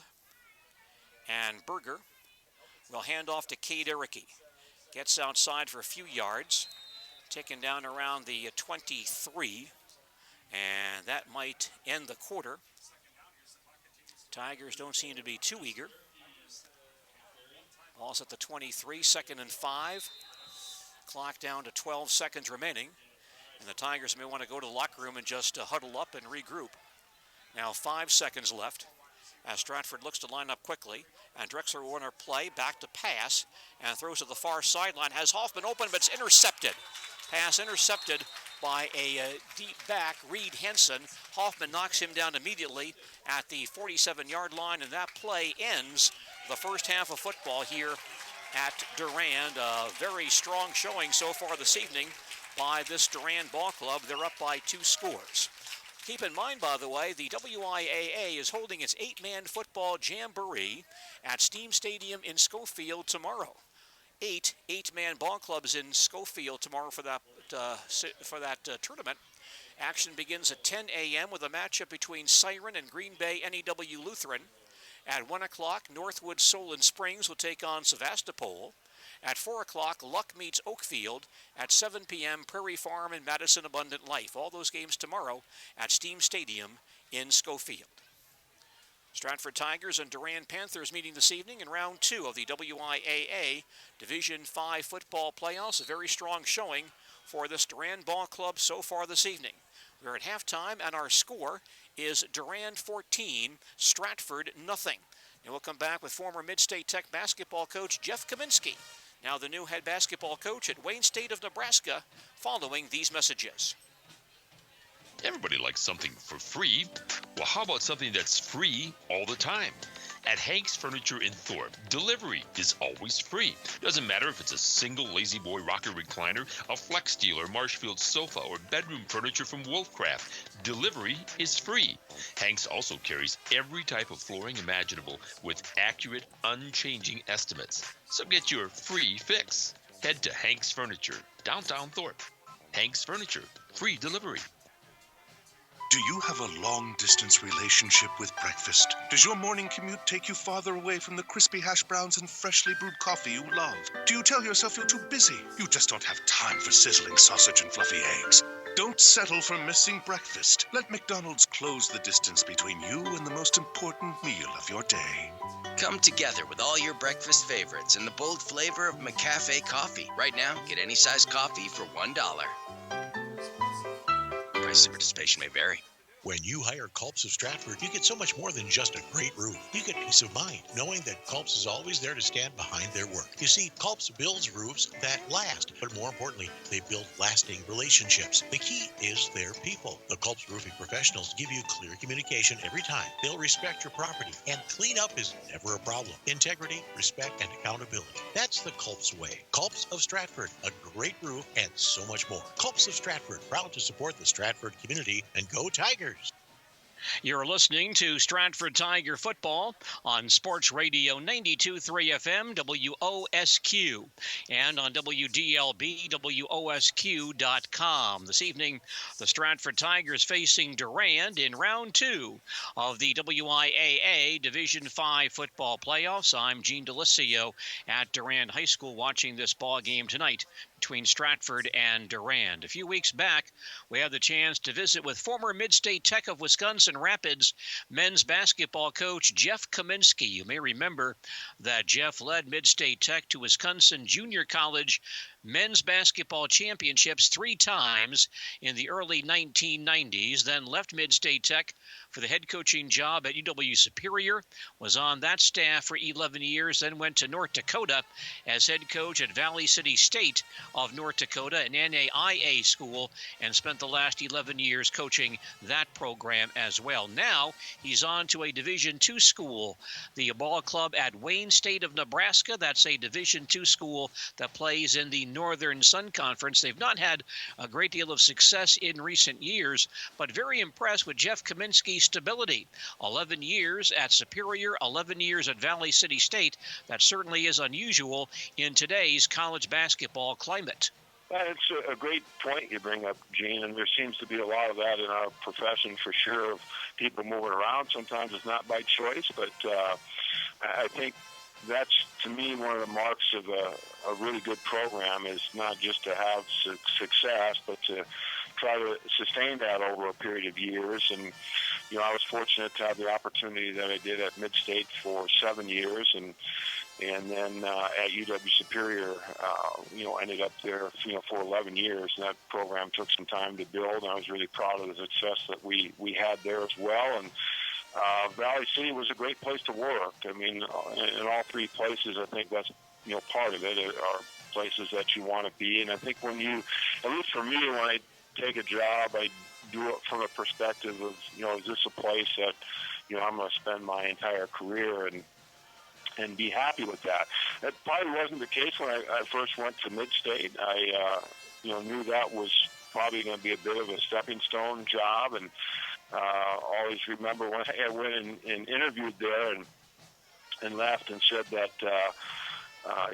to the committee that, I'll probably only be here a couple years and move on. And I thought, well, that was probably a mistake that I talked about that. But I had the right people on the committee there, and they understood they wanted to try to have a successful program. And as it worked out, I ended up staying there 7 years and was really happy that I did, because if I had left after 2 years, that we certainly wouldn't have accomplished a lot of the things that we did. And so that taught me a little lesson. And when I went to Superior, wasn't so, anxious to leave. I think the NAI level at Valley City was just appealing to me with, the ability to offer some scholarships. And then the Division II level at Wayne State, just kind of full circle, the level that I played at, was very appealing. But again, really happy that I stayed 11 years at Valley City, and we were able to accomplish some of the things that we did. And now looking forward to a long stay, hopefully here at Wayne State. And I do think in this case, that was part of their hiring process, and they've gone through some coaching changes here, over the past 6 or 7 years, and having some stability was probably an important factor in their decision. So to be able to look at my track record and see that I haven't jumped around a lot, I think no doubt played a role in me getting hired here, and hopefully I'll be here for a long time. Jeff, interesting that reading some of the transcripts of your interview at Wayne State, some things that you felt were important about that job. You mentioned winning back-to-back games, winning on the road, and boy, the Northern Sun notorious for that, because you play those back-to-back Friday, Saturday games, and half of them, of course, in road conditions on the road, and there's a tremendous amount of travel as well in that conference. It's a real bus league. Tell us about the importance of those factors in building a successful program at Wayne State. Right. Well, that's critical to be able to win on the road, and then in our league, not only to have the travel that we have, and then playing back-to-back Friday, Saturday games, and many times against some of the top-ranked teams in the country, that just adds to the difficulty and the challenge of it. The Friday, Saturday is not great for college basketball coaches. It's it's challenging to not have that time in between games, but it's just part of college athletics, especially on our level, where it just makes sense from a travel perspective to play 2 games on the road instead of making 2 separate trips. So everybody understands that, but at the same time, it presents a lot of challenges for the coaches, and it helps to have certainly some depth with your roster when you're playing back-to-back nights, and you just have to sort out a plan for how you prepare for that. And fortunately, when I was at Valley City, and even going back to my Superior days, when I first got there, the league was set up that way. So you would, play Friday, Saturday, and I think my first road trip we had, we went to Stevens Point, and then I think we had Platteville and Whitewater a weekend there, and so that was about as grueling as it gets in terms of playing road games, and especially having to play back-to-back. But I think you have to do a good job in terms of your preparation, and you have to have a certain amount of toughness to be able to win on the road, and especially if you're playing against really high-level teams. And so I'm very familiar with that format, with how we played not only at Superior but also at Valley City, and definitely looking forward to the great road venues that we'll play here in the Northern Sun. Jeff, we've spoken about this with Wayne Wagner at Viterbo, a guy that perhaps you know a little bit. Of course, a Marshfield native who's been the head coach at Viterbo for a long time, about NAIA basketball, something that most of us in Wisconsin don't have a lot of familiarity with. But could you comment about that, being at Valley City for 11 years, what that was like coaching on the NAI level, some of the differences, some of the advantages you may have had in NAIA basketball, and how that changes now going into the NCAA? Right, and that another great question. The state of Wisconsin, of course, has a couple of NAIA programs in Viterbo where Wayne is at, and he's done a great job there. And Wayne is also, Viterbo joined our conference last year at Valley City, so we played Viterbo twice, and with my teams, I tried to get back into Wisconsin a number of times. And then Cardinal Stritch is the other NAIA program who's had a lot of success, and there's only one NCAA Division II program in Parkside. So what happens in Wisconsin is, of course, the state league and the Division III leagues kind of overshadow those to some extent. But the NAIA, I've always sort of looked at it as, from an NCAA perspective, is they're probably somewhere in between NCAA Division III and NCAA Division II, just because you have the opportunity to offer basketball scholarships, and that can certainly change your talent. What probably skews that in Wisconsin is just the Division III level is so good, and it's such a nationally competitive league that certainly a lot of the Division III programs would compete very well in good NAIA leagues and vice versa. But that is a little bit of difference. NAIA is an organization that's existed for a long time. It actually started their national tournament before the NCAA existed, and the NCAA, of course, has turned into a giant, and most people associate more with the NCAA than the NAIA. But I have a lot of respect for the NAIA level, and certainly enjoyed my experience there for 11 years, and now looking forward to the Division II level. I've actually been on, and it's collegiately every level now. I played Division II, and I was a graduate assistant at NCAA Division I school, and had a job, obviously, at junior college level with Mid-State, and the Division III level with Superior, NAIA level with Valley City, and now back to the Division II level as a coach at Wayne State. So certainly know a lot about the each level, and definitely looking forward to my experience here at Wayne State. Well, Jeff, before we let you go, we should ask about this year's ball club. You mentioned you've been on the job a little bit, and school just starting today at Wayne State. But what about your prospects for this coming season? How has the offseason recruiting gone, and what do things look like for your ball club next season? Yeah, thanks for asking. I did get the job in the summer, so we didn't, have the ability necessarily to bring in a lot of new faces here for this year's roster. The downside of it, it's been a program that struggled a little bit. We talked about, they were Wayne State was 3-19 in the conference last year. We do have a lot of guys back from last year's team, so they were a young group, and looking forward to molding that group and starting to work with that group here very soon. And a lot of our recruiting has been focused on the 2017 class, and I would say for sure one of the differences from the Division II level to where I was at the NAI level is just recruiting takes place a little earlier. So we've already offered a number of scholarships for prospects that are going to be 2017 grads, and working really hard on that class right now, and looking forward to the group that we have. So we're excited about it. We play a lot of road games early. That will be challenging. We also get an opportunity. Our first road game will be an exhibition against Creighton University, which of course is in the Big East, and will probably be a highly competitive Big East team this year. So might as well get started with the challenge, and we're looking forward to that, and definitely looking forward to my experience here at Wayne State College.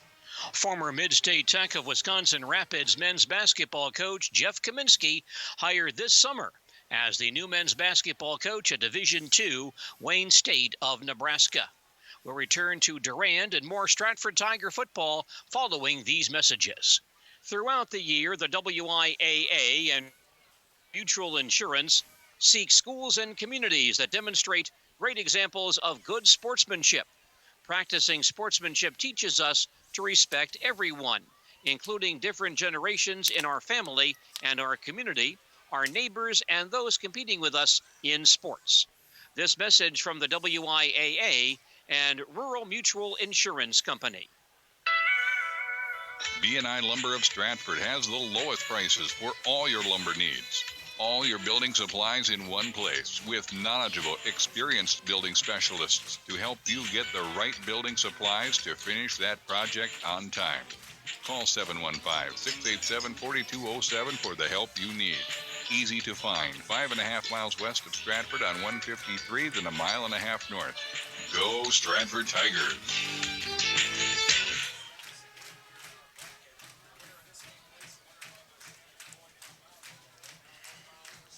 We're back. So, you say you're not having enough fun. Then you haven't been to LJ Sports Zone in Stratford lately.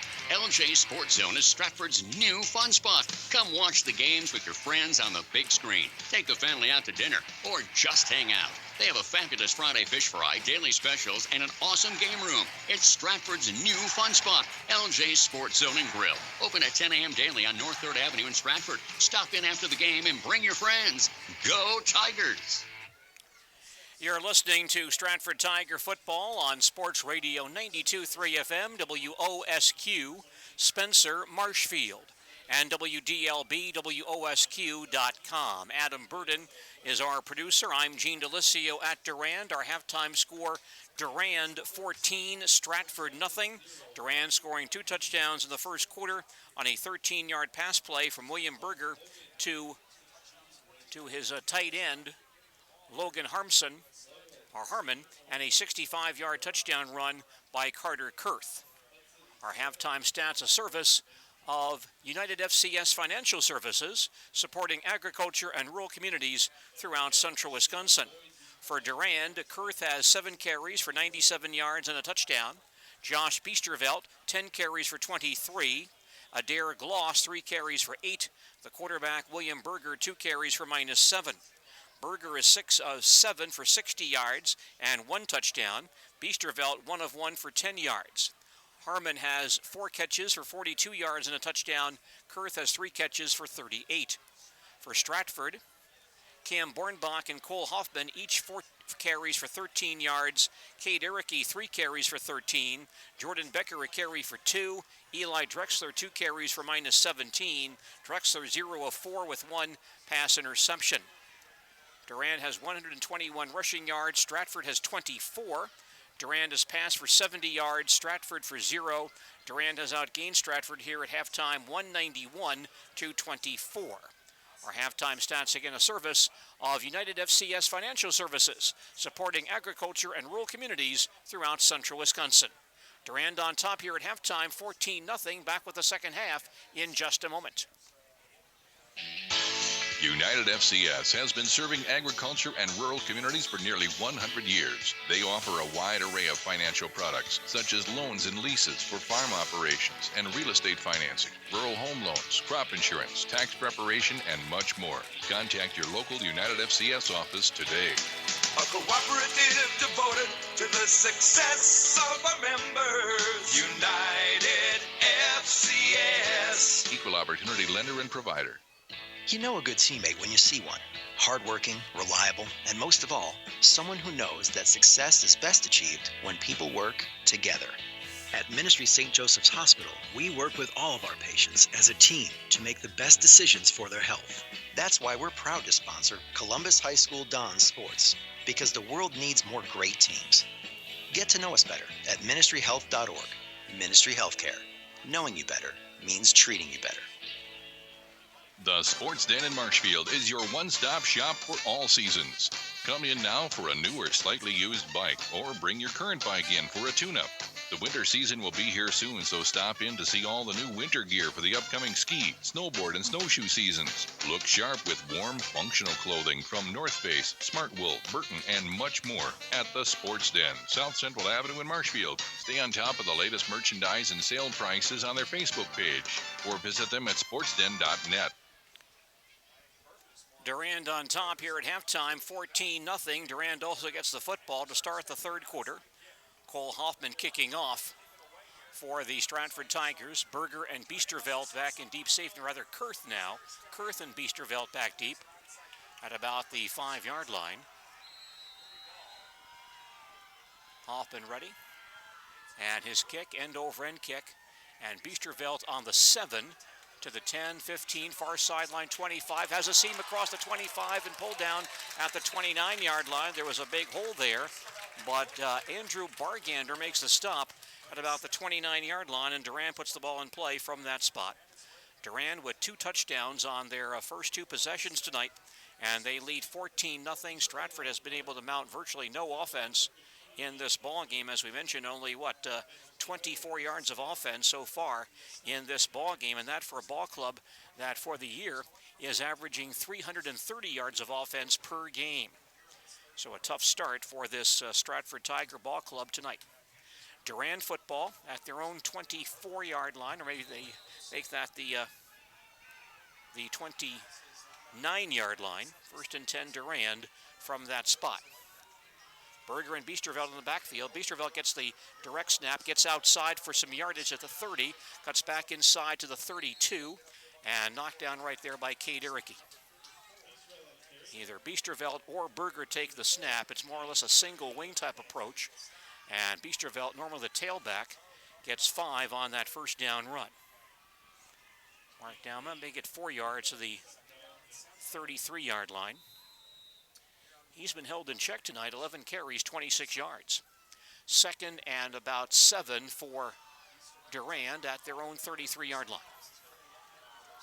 Again, Biesterveld and Berger line up right next to each other. Either can take a snap. Now Berger, the quarterback, goes in motion, and the snap goes to Biesterveld. He tries to hand off, but runs into a blocker and gets pulled down from behind at the 34-yard line. That was a botched play, and Biesterveld took off with it, then got cut down from behind, I believe, by Jonathan Aguirre. Right at the 34-yard line, he gains 1 on that carry. Tigers need a stop here, as Durand is faced with 3rd and 5 at their own 34-yard line. Tigers still in striking distance, down by 2 scores, but their offense has not mounted much tonight, and they need to get the ball back and work on that. 3rd and 5, Durand at their own 34-yard line. Harmon out wide to the far side. He's dangerous. Snap to Berger. Looks to throw to Harmon. It's knocked away, incomplete.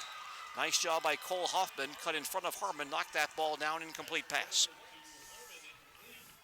So it's a 3 and out for Durand. 4th and 10 for the Panthers at their own 34-yard line. By the way, a score on the Division 7 ball game at Loyal at halftime. Loyal leads Owen Withey 3-0. Stratford should get the ball back here. Shane Foose and Dellinger back in deep safety as William Berger punts. Gets a good snap. Kick is away to the near side. Bounces to Shane Foose. Now bounces by him inside the 25. Picks it back up at the 20. Circles back to the 15. AJ in deep trouble. A flag goes down behind the play. Shane Foose on the far sideline gets out across the 20-yard line, but a couple of flags down here. And this run back could come back, and that'll further hamper the Stratford cause. Halftime score now from Amherst in a Division 5 contest. Amherst leads Spencer Columbus 28-6. That game at halftime, a rematch of last year's state championship game. Those two teams meeting in round 2 this evening. Penalty here against Stratford. It's a holding call against the Tigers. And the flag thrown on the 19-yard line. Tigers now with 3 penalties for 35 yards. And Durand has not been penalized yet tonight. Lucas Barton walking off the field. He may have been shaken up. He's walking off under his own power. And the officials still sorting out this infraction. And will determine where the ball goes. Our coverage of Stratford Tiger football tonight on WOSQ. A service of Maureen Schilling Funeral Home, Security Health Plan, and Marshfield Clinic. Don't just live, shine. Well, the Tigers will start this drive very deep in their own territory at their own 9-yard line. 1st and 10, Stratford from their own 9, early third quarter. Stratford trails 14-0. Tigers line up, and Drexler hands straight ahead to Hoffman, out near the 20-yard line. Needs about 8 or 9 on that play, and close to a first down. I don't know if he got it or not, but he'll mark him down right on the 19. That will be a first down. Hoffman runs for 10, and a first down for Stratford at their own 19-yard line. Tigers allowed touchdowns on Durand's first 2 possessions tonight, and now they have a hole to climb out of. 1st and 10, Stratford from their own 19. Ericke wing on the near side. Hoffman and Bornbach in the backfield. Drexler runs the ball himself on a sweep. Gets outside across the 20, then gets a gang tackled at the 21. Drexler on a keeper gets about 2 yards on that carry. Drexler has rushed for 42 yards and 1 touchdown this year. He ran for a career high 60 yards in a score against Colby a week ago. 2nd and 9 for Stratford at their own 20-yard line. Tigers line up. Bornbach wing on the far side. Hoffman in the backfield. Cole on the sweep. Looking for some blockers. No place to go. He'll go down in the backfield. Tigers had 3 extra blockers out there in that bunch formation. And still good penetration by Durand. And Hoffman stopped back at the 15. He loses 6 on that play. So again, the Stratford running game not amounting to much tonight. Averaging 264 yards of rushing offense per game, held to 24 in the first half. And here's a 3rd and 15 coming up. The official stopping play. It might be an equipment issue in the Stratford huddle. But a 3rd and long now for the Tigers, and of course they don't pass the ball all that well. Drexler's capable, but only a sophomore. And the passing game not as advanced as they would like it. And right now they're faced with a 3rd and 15 back at their own 15-yard line.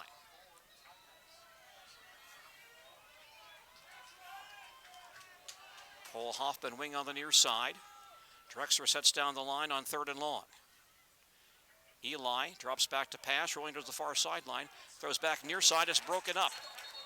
Incomplete pass. That pass going to Hoffman on the near sideline, but broken up by defensive lineman Nate Siebenalder. He's made some big plays for Durand tonight. A couple of sacks already, and breaks up that pass play. So Drixler now 0 of 5 passing the football tonight. It's 4th and 15 for Stratford at their own 15-yard line. Cole Hoffman on to punt the ball away once again. And should again be good field position for Durand. Berger and Biesterveld line up at the Durand 45-yard line to receive this kick. Here's the punt by Hoffman, very high kick.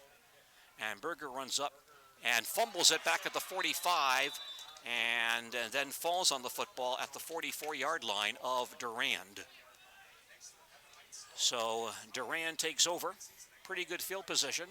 Their own 44-yard line. They lead this contest 14-0 with 8:07 remaining in the third quarter here at Durand High School. Glad to have you with us for high school football action this evening. WIAA playoff action tonight here on 92.3 FM, WOSQ. Not a good night tonight for the Stratford Tigers. It's Durand football on their own 44. Brett Schlosser, wide route on the near side. Kurth goes in motion. Berger runs the quarterback draw to the 45 and pulled down from behind near midfield. Boy, he's got some good quickness. Finally grabbed in the secondary and pulled down. Dave Marquardt there, but I think the principal man was Cole Hoffman. Close to a first down. It will be a first down right on the 50-yard line. Or 45-yard line, rather. Berger runs for 11 and a first down at the Stratford 45.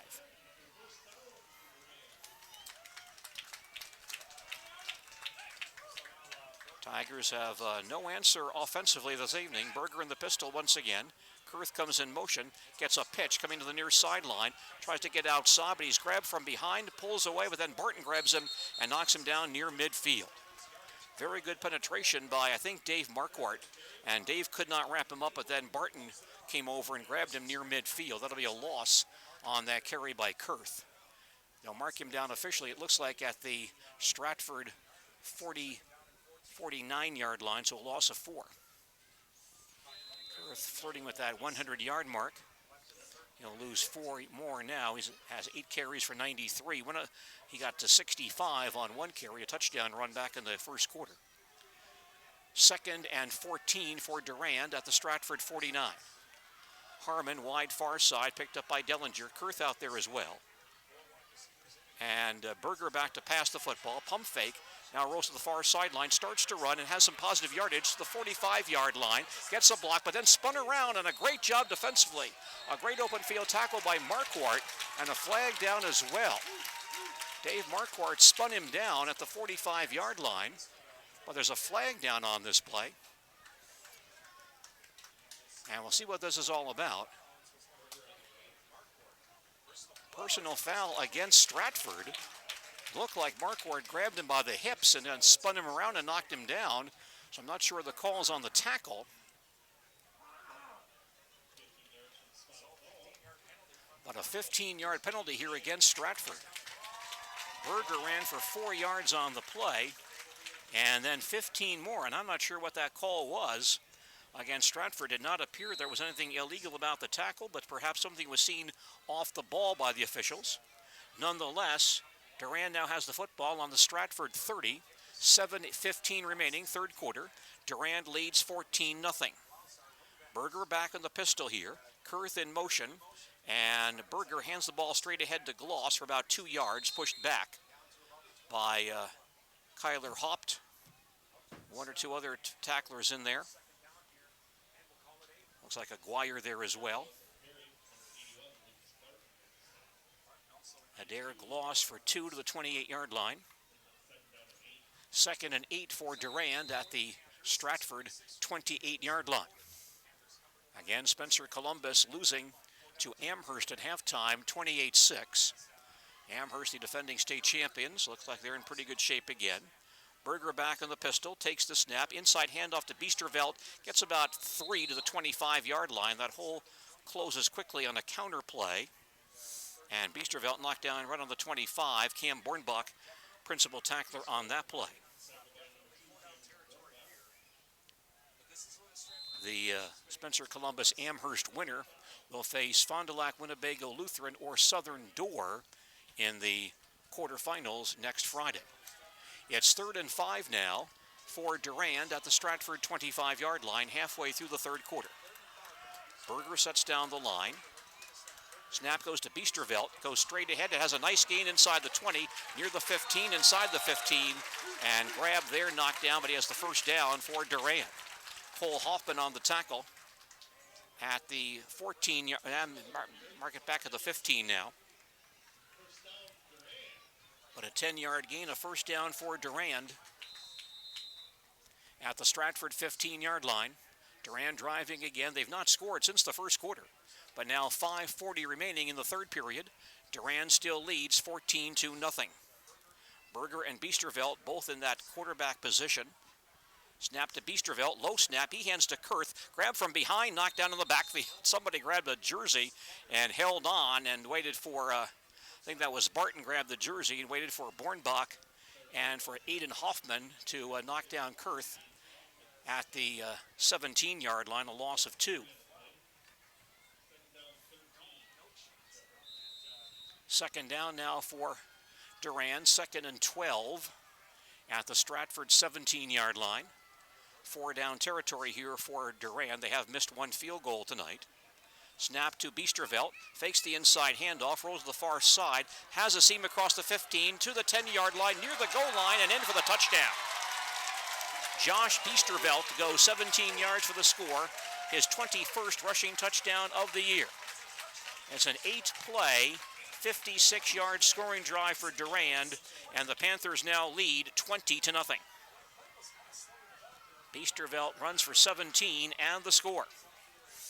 And that makes this a 3-score game with Durand on top.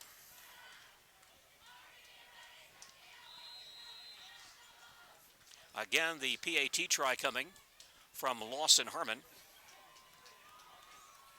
17 yards on that run by Biesterveld. Harmon trots out after changing his shoe. Ball is down, kick on the way, long enough, kick fading, but it gets through, the kick is good. And Durand adds to its lead. 4:50 remaining in the third quarter. Our score now is Durand 21, Stratford nothing. We'll report back to Durand and more football in just a moment. Can-Am ATVs and side-by-side vehicles are all built with the same DNA. Industry-leading performance, precision-engineered handling, and rider-focused design. It's the Yellow Tag event for a limited time. Save up to $2,000 on your 2016 Can-Am off-road vehicle. And take advantage of great financing. Get ready to ride with a new Can-Am off-road vehicle at Bill's Service Center, Highway 97, Stratford. Can-Am, the ride says it all. Offer ends October 31st, 2016. Certain restrictions apply, subject to credit approval. See dealer for details.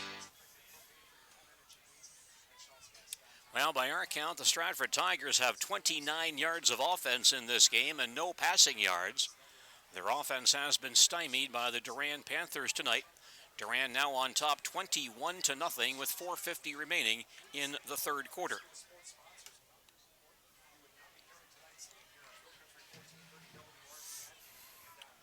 Lawson Harmon kicking off for Durand. Dylan Dellinger and A.J. Shanefoos in deep safety for Stratford back at the 5-yard line. Kick is on the way, high end-over-end kick. And Dellinger at the 10, up the far sideline to the 20-yard line, and plows ahead across the 25 to about the 27-yard line. NFL football coming up Sunday on WOSQ, a big matchup between Seattle and New Orleans. That broadcast Sunday at 11 a.m. right here on Sports Radio 92.3 FM WOSQ. Stratford football at their own 28-yard line. Tigers now trail 21-0 as we approach the latter stages of the third quarter. Tiger offense on the field. Full house backfield here. And on first down, the handoff goes off tackle. By the way, it looks like Mark Hendrick, the freshman, is now playing quarterback. And there may be a fumble on that play, and Durand may have it back. A fumble recovered by Durand. So each team now with one turnover. And Durand has the football just outside the 30-yard line. Ball carrier coughed it up, and Durand will have the football around their own 32-yard line. Stratford got a turnover earlier on a pass interception by Cole Hoffman, but now Durand turns the tables. And the Panther offense back on the field, 1st and 10 for Durand. Ball is on the 30-yard line, it appears. A great scoring chance again for Durand from the Stratford 30-yard line. And Berger back to pass the football, has time, now rolls to the near sideline, gets hit again, still on his feet, now gets taken down by Barton back at the 35. Several players got in there, most notably Tyson Kaufman, but Barton gets credit for that sack at the 35-yard line, loss of 5 on the play. Ball's back at the 35-yard line now as Berger goes down. 2nd and 15 for Durand at the Stratford 35-yard line. Berger near the sideline, checking with Coach Rosemeyer. It's Rod Rosemeyer, one of the coaching Rosemeyer brothers. We know, of course, Jeff from Colby and Robin from Gilman. 2nd and 15 for Durand at the Stratford 35. Berger sets down the line. The officials step in to stop play here. And it looks like we have a Durand timeout. Durand looked like they might be taking too much time, and so the Panthers take their first timeout of the second half with 3:45 remaining in the third quarter. Our score is Durand 21 and the Stratford Tigers nothing. We'll come back to Durand and more football in just a moment. Door Pro Overhead Doors is now hiring. Door Pro of Stratford is your full-service Haas and AMR garage door and LiftMaster opener dealer, providing installations and repairs for both residential and commercial buildings. They're looking for an installer or repair person for full-time employment. Applicants must have a valid driver's license. Tools are supplied and Door Pro will train. Starting wage is $14 per hour. Door Pro is an established company going to its 14th year in business. To apply, call 715-384-7978 or send your email to doorprofred@gmail.com. Well, the Stratford Tigers in a tough bind here, down by 3 scores, 3:45 remaining third quarter. And Durand trying to punch in another score. They have the football at the Stratford 35-yard line, 2nd and 15. As play resumes, the Durand offense back on the field. Stratford offense has not been outstanding tonight. Just suffered their first turnover of the contest. Durand now lining up. Biesterveld not in the ball game right now unless he's a tight end. Kurth and Berger in the backfield, and Berger spins and runs himself straight ahead. That's certainly a single wing look when the quarterback takes the snap, then does a complete 360 spin move and runs straight ahead. It's basically a quarterback draw, and Berger runs down to the 32-yard line, picks up 3 on that play. It's a 3rd and 12 now for Durand at the Stratford 32-yard line. Talented running back Biesterveld not in the ball game apparently right now for the Durand Ball Club. Berger in the pistol. The snap, though, goes to Kurth, and he'll run himself to the near sideline and grab from behind and taken down. Nice tackle from behind by Ethan Fabry of Stratford. And Kurth goes down after virtually no gain. They'll mark him down back at the 31. He does pick up 1 yard on the play. So it's a 4th and 11 for Durand at the Stratford 31.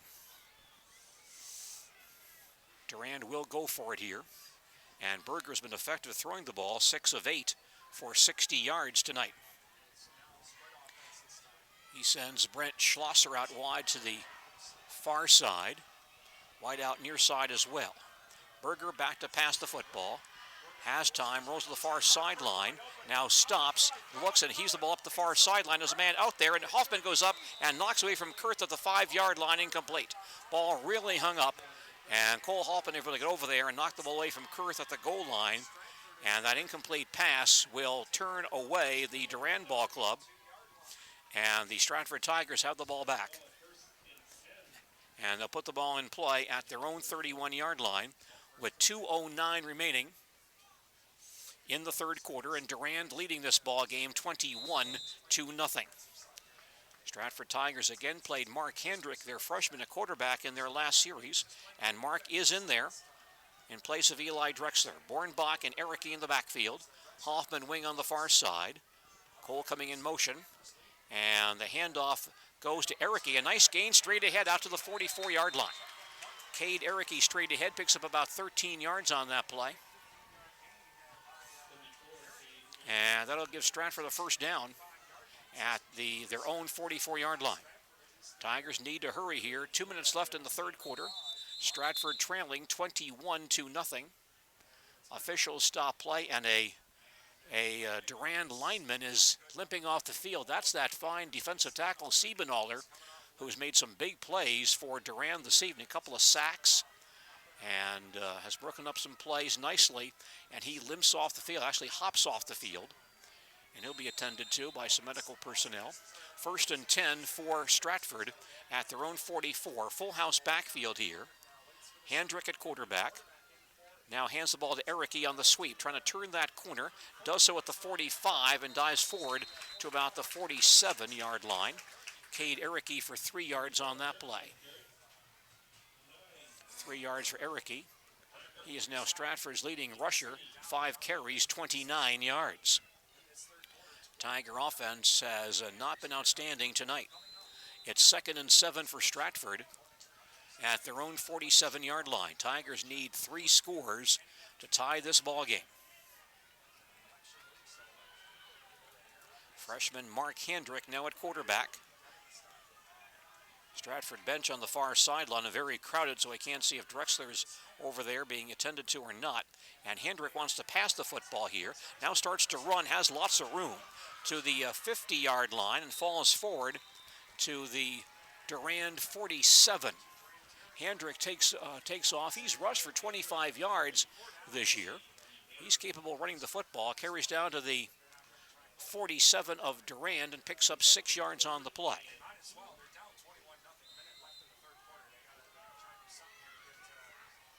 So a 3rd and 2 now for Stratford at the Durand 47. Final minute of the third quarter.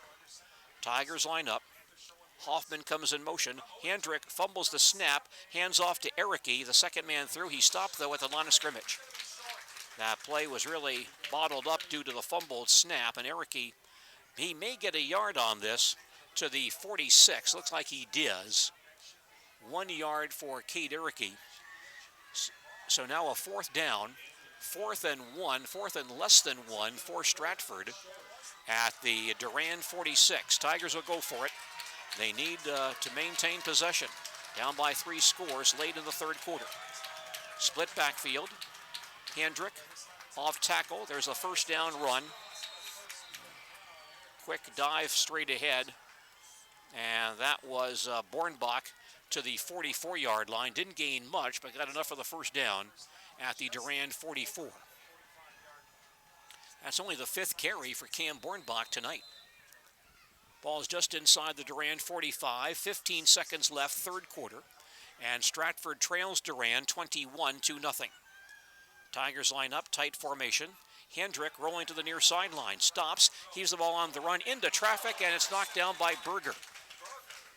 Ball is intended for Stratford tight end Spencer Papini, but Spencer drew double coverage, Berger and Kurth, and Berger knocked that ball down, incomplete. Tigers have not completed a pass yet tonight between Drexler and Hendrick. They're 0 for 6 on the evening. 2nd and 10 for Stratford at the Durand 44, just 4 seconds remaining in the period. Tigers send Papini wide to the near side. Ericke, the lone setback here behind Hendrick. And Hendrick hands off to Hoffman on the sweep, cuts back inside and spins himself down to about the 41. Gains 3 on that play. And that play will end the third quarter here at Durand High School. Our score after 3 periods in this WIAA Division 5 playoff contest. Durand 21 and the Stratford Tigers nothing. We'll come back with fourth quarter action in just a moment. Maureen Schilling Funeral Home with hometown values, serving area families. Kevin Hansen is available to answer your pre-planning questions. He can also assist you with funerals, cremation, memorial services, and funeral trusts. Plan ahead for peace of mind. Visit their website, marinaschilling.com. Marina Schilling Funeral Homes for the 21st century. Colby, Abbotsford, Dorchester, and Owen.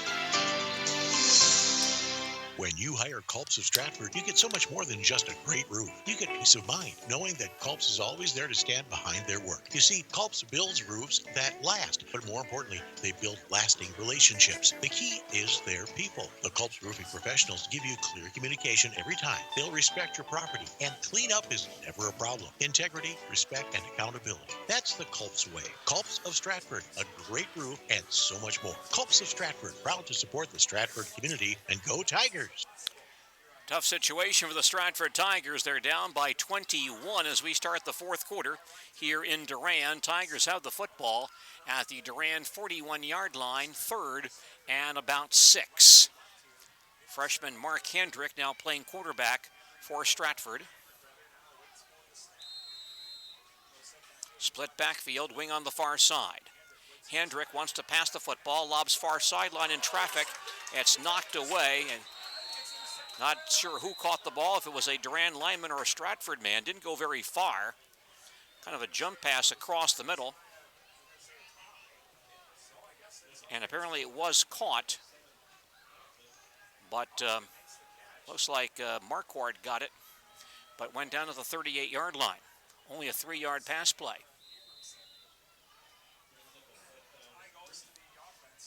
So a fourth down now for Stratford, 4th and 3 for the Tigers at the Durand 38-yard line.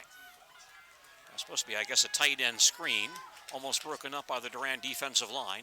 Tigers need to convert here on 4th and 3. Hendrick hands to Hoffman. On the sweep, gets outside, pushes away across the 35-yard line, should have the first down. Good second effort by Cole Hoffman, and brings the ball down to about the 32-yard line. Gains 6 for the first down.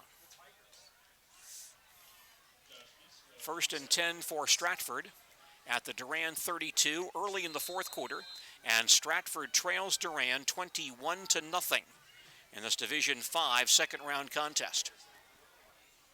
Tigers line up once again. Mark Hendrick at quarterback.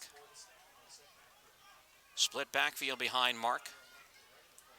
And he's going to give the ball on the crossbuck to Hoffman. He spins away from some tacklers and dives inside the 30-yard line to the 26. 6 yards for Hoffman on that play. Tigers a bigger line up front. And they may be trying to wear down this Durand ball club, but need to make some ground in a hurry. Dylan Dillinger wide far side on 2nd and 4. Hoffman again, not much running room. He'll be gang tackled in the backfield. Tried that sweep on the right side again, and no room for Hoffman. And gang tackled back around the 31. He'll lose 5 on that play.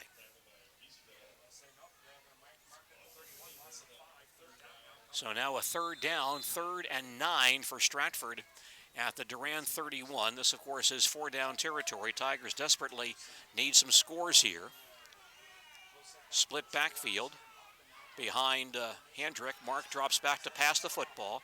Has lots of time, plenty of time. Now he'll take off himself, and a big hold to the far sideline, and he'll run down to near the first down marker. Hendrick takes off, runs to about the 22, and he's close to the first down. We'll see where they mark it here. Looks like at about the 23, and he may be a yard shy of the first down. Hendrick runs for 8 on that play. And now a 4th and 1, big play here. 4th and 1 for Stratford at the Durand 23. Full house backfield for the Tigers. Hendrick straight ahead to Bornbach. He's going to have the first down and much more. Down to about the 16-yard line. Cam Bornbach takes it himself. Gets down to the 16, picks up 7 on that play. And a first down for Stratford at the Durand 16, but the Tigers running out of time. 9:03 remaining in regulation time. Stratford trails 21-0. Full house backfield once again. Hendrick again to Bornbach. And taken down after a short gain. He'll carry inside the 15 to the 14. Gets 2 on that play. That's the 14th play in this drive. Without question, the longest and most successful drive of the night for the Tigers. But a lot of clock time is rolling off. And the Tigers need the ball. They need to score and then get the ball back and score twice more. 2nd and 8 for Stratford at the Durand 14. Split backfield. Erickey wing on the near side. He'll go in motion. And Erickey tries to get a handoff, but he gets stood up in the backfield. That was a botched play, as I think Hendrick wanted to fake to one of his backs and then hand to Erickey in a jet sweep, and the Durand defensive line collapsed into the backfield, and Hendrick couldn't get the ball off. And Erickey knocked down back at the 17, so he'll lose 3. Loss of 3 on the play. And this is the 16th play in this drive. 3rd down, and Hendrick back to pass. Looking to the near sideline, he has Marquardt out there, makes the catch near the goal line, and he gets in for the touchdown. Mark Hendrick allowing it over the head of a Durand defensive back, and David Marquardt makes the catch for the score. His 3rd touchdown catch this year. 17-yarder to cap a 16-play, 69-yard scoring drive.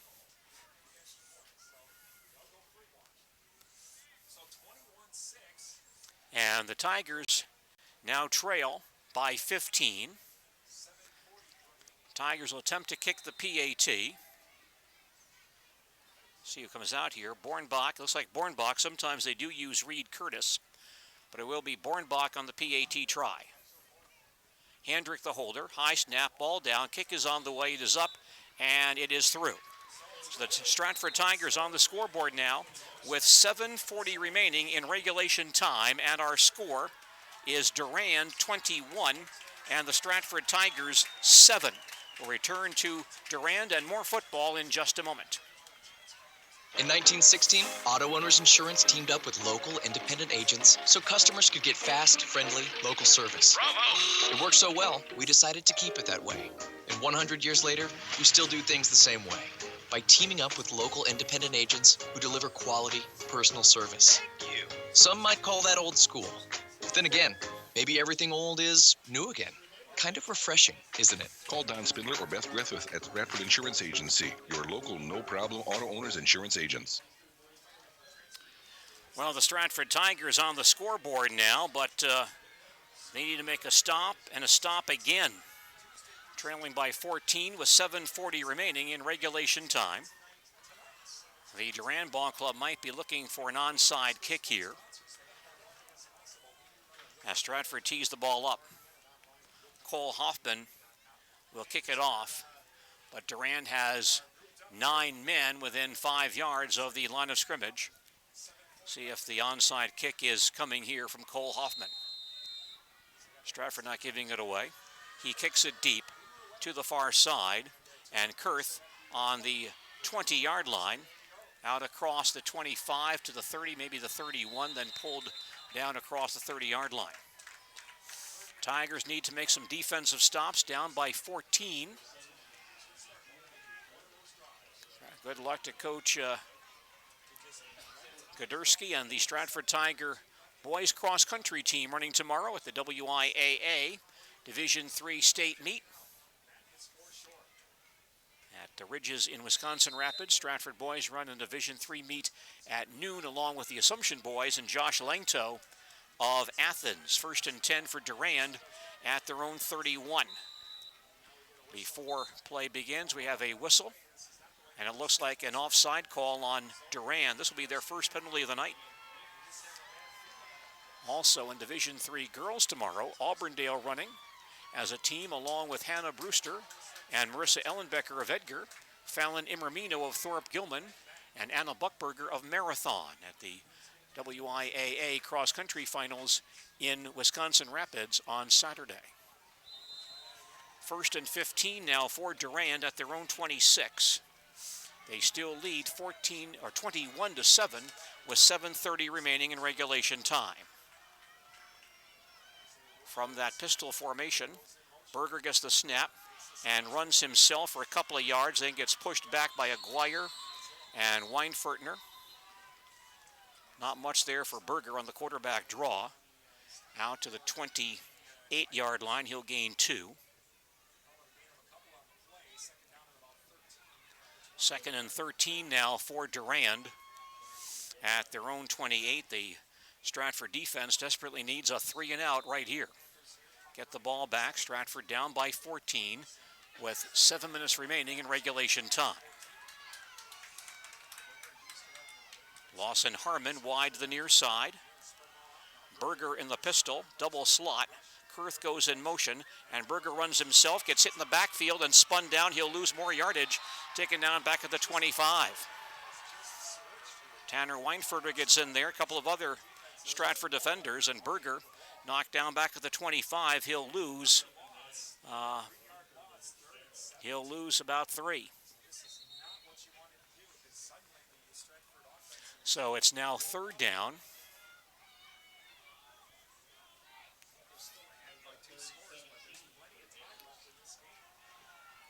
Durand needs to get to the 42 for the first down, so it's 3rd and 17 here. TJ Tulip comes in the ball game, and he may be the backup. I believe he's the backup quarterback, and he does line up in the backfield to take the snap on 3rd and 17. Tulip takes the snap and hands the ball off, and Gloss in the backfield straight ahead for a couple of yards, and that's about it. And timeout on the field. There's a Stratford man who is dead. That's Barton pulling himself up. He got tangled up with a Durand lineman, and now Stratford does want a timeout. Tigers take a timeout, their first of the second half. 6:02 remaining in regulation time now. Our score is Durand 21, Stratford 7. Back to Durand and more football right after this. Visit the WIAA website to access all the tournament pairings and scores, as well as association news, resources, and information on health and safety issues, sportsmanship, rules and regulations, and materials that help promote and maintain the proper perspective for interscholastic sports. It's all available at www.wiaawi.org. This message from the WIAA. Well, the Stratford Tigers still have a shot, down by 14 halfway through the third quarter. Dylan Dellinger back in deep safety to accept this punt from William Berger. Dellinger lines up just inside the 40-yard line. Good snap. Dellinger kicks it away. A line drive, and Dellinger on the 40 up the near sideline looking for some running room and gets out to about the 48. Fumbles the ball, but out of bounds. So Stratford has pretty good field position here. 1st and 10 Tigers at their own 48-yard line with 5:52 remaining in regulation time. And Stratford trailing Durand 21-7. We do, however, have a holding call here against Stratford. And so the Tigers will be penalized once again.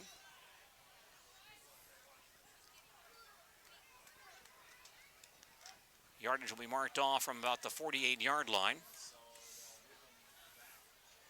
Marked back to the 30, right now the 38, 39 actually. 1st and 10 for Stratford at their own 39. Eli Drexler back in a quarterback for Stratford. Split backfield, tight formation. Eli hands to Hoffman. Cole wants to pass the ball. He's at the far sideline looking for Kyler Hopp, but it's intercepted. Intercepted by Logan Bauer, who cuts in front of Kyler Hopp and grabs the football at the Durand 35-yard line. Cole Hoffman with the pass plan, the halfback option. His second pass of the year. He completed 1 for 10 yards against Phillips. Tries his luck again, but the interception by Bauer gives the ball right back to the Durand Ball Club. Durand has it back at their own 35-yard line. They lead 21-7 with 5:46 remaining in regulation time. Durand Panthers back on offense. On first down, Berger flips it near side to Biestervelt. Back in the ball game, he won't get anywhere. On the sweep attempt, pulled down to the 35-yard line. No gain on the play. Biestervelt really held in check tonight. 16 carries, 57 yards. He's rushed for over 100 3 times, but not in the last 3 ball games. 2nd and 10 here for Durand at their own 35. Their main concern right now is the clock. Down to 5:15 remaining in regulation time, and Durand leads 21-7. 2nd and 10, Durand at their own 35-yard line. Panthers taking their time.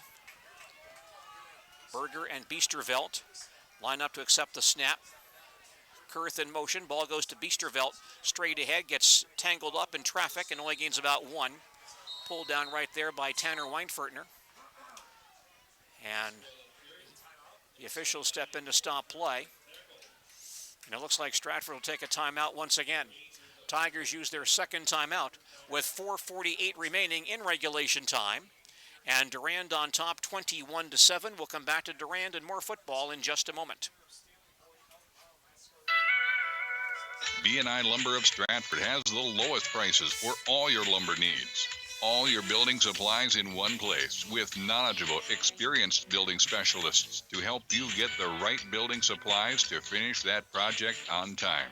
Call 715-687-4207 for the help you need.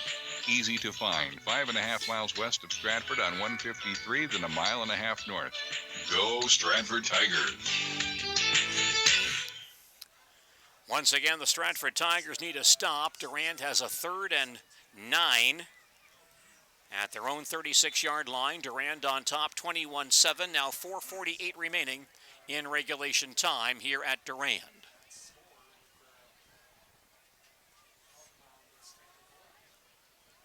Tigers have 1 timeout remaining. Stratford needs to stop here on 3rd and 9. William Berger playing quarterback for this Durand ball club. Set out the last series, but he's in there now. In the pistol, Gloss, the wing on the far side. Biestervelt lines up as a wing on the far side as well. Berger rolls to the far sideline, being chased by Weinfertner. He'll stop. Now he'll keep the ball, gets hit by Barton, and taken down in the field of play, shy of the 40-yard line. Berger runs the ball for about 4 yards, and Stratford may take another timeout right here. Tigers use another timeout. This is Stratford's final timeout. 4:35 remaining in regulation time. And Durand on top 21-7. Back to Durand in just a moment. Moving Marshfield forward by giving back. At Forward Financial Bank, that's what it's all about. Hi, this is Bill Senholtz, President and CEO at Forward Financial Bank. We're proud to say that 100% of our deposits are being invested in loans in our communities. That means your deposit dollars stay here to help businesses and families who need financing. To help move our communities forward, stop in today and open your account, or open your account online at forwardbank.com. Looks like a punting situation here for Durand. It's 4th down, 4th and 8 for Durand at their own 39-yard line. Dylan Dellinger and Cole Hoffman go back in deep safety here for Stratford at their 30-yard line. William Berger punting. Kick is away. A short kick to the near sideline. Bouncing to Dellinger. And it goes out of bounds about the 26. Stratford down by 2 scores with 4:27 remaining in regulation time. And the Tigers take over at their own 26-yard line.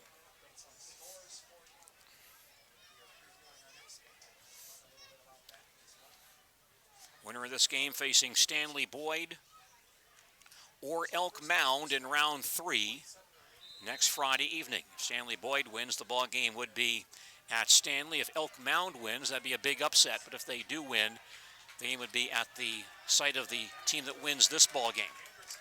Mark Hendrick back in a quarterback. On first down, he wants to pass the football. Lobs far sideline, but throws it by Ericke, incomplete. Incomplete pass, 2nd and 10 for Stratford at their own 26-yard line. Stratford Tiger football this evening here on WOSQ, a service of A&B Process Systems of Stratford, courtesy Auto and Truck Center of Thorpe, and Country Terrace of Stratford. 2nd and 10 Tigers, just across their own 25-yard line. Double slot here. Hendrick again to pass the football. Has lots of time, looking around, now throws across the middle, and Marquardt is open, makes the catch and crosses the 40 out to the 42, and pulled down there for a first down. David Marquardt for 16. He's the only man to catch a pass for Stratford tonight. 1st and 10 Tigers at their own 42. 4:14 left in regulation time. Durand on top, 21-7. Double slot, Hendrick again to throw the football. Looks around, now fires across the middle, too high, incomplete. Looking for Papini at about the Durand 45. The ball past him, incomplete. 2nd and 10 coming up for Stratford at their own 42-yard line. Durand scored on their first 2 possessions of this ball game to grab an early 14-0 lead, then scored again late in the 3rd quarter. The Stratford offense has been stymied by Durand tonight. 2nd and 10 from the 42, and a Stratford man stands up a count early. The big left tackle, Tanner Weinfertner, stands up early. It'll cost the Tigers 5 yards. They've now been penalized 6 times for 65 yards in this game. Ball goes back to the 37-yard line, and 2nd and 15 for Stratford. Could be a tough way to end the season for the Stratford Tigers, who've won 9 straight after that loss to Stanley Boyd in week 1. 2nd and 15, Stratford at their own 37-yard line. Double slot. Mark Hendrick playing quarterback. He'll drop back to pass the football. With time, throws far sideline. It's caught along the far sideline by Drexler, who lined up as a receiver on that play and steps out of bounds right around the Stratford 45 at the 46-yard line. Pass play to the quarterback, Drexler, for 9 yards.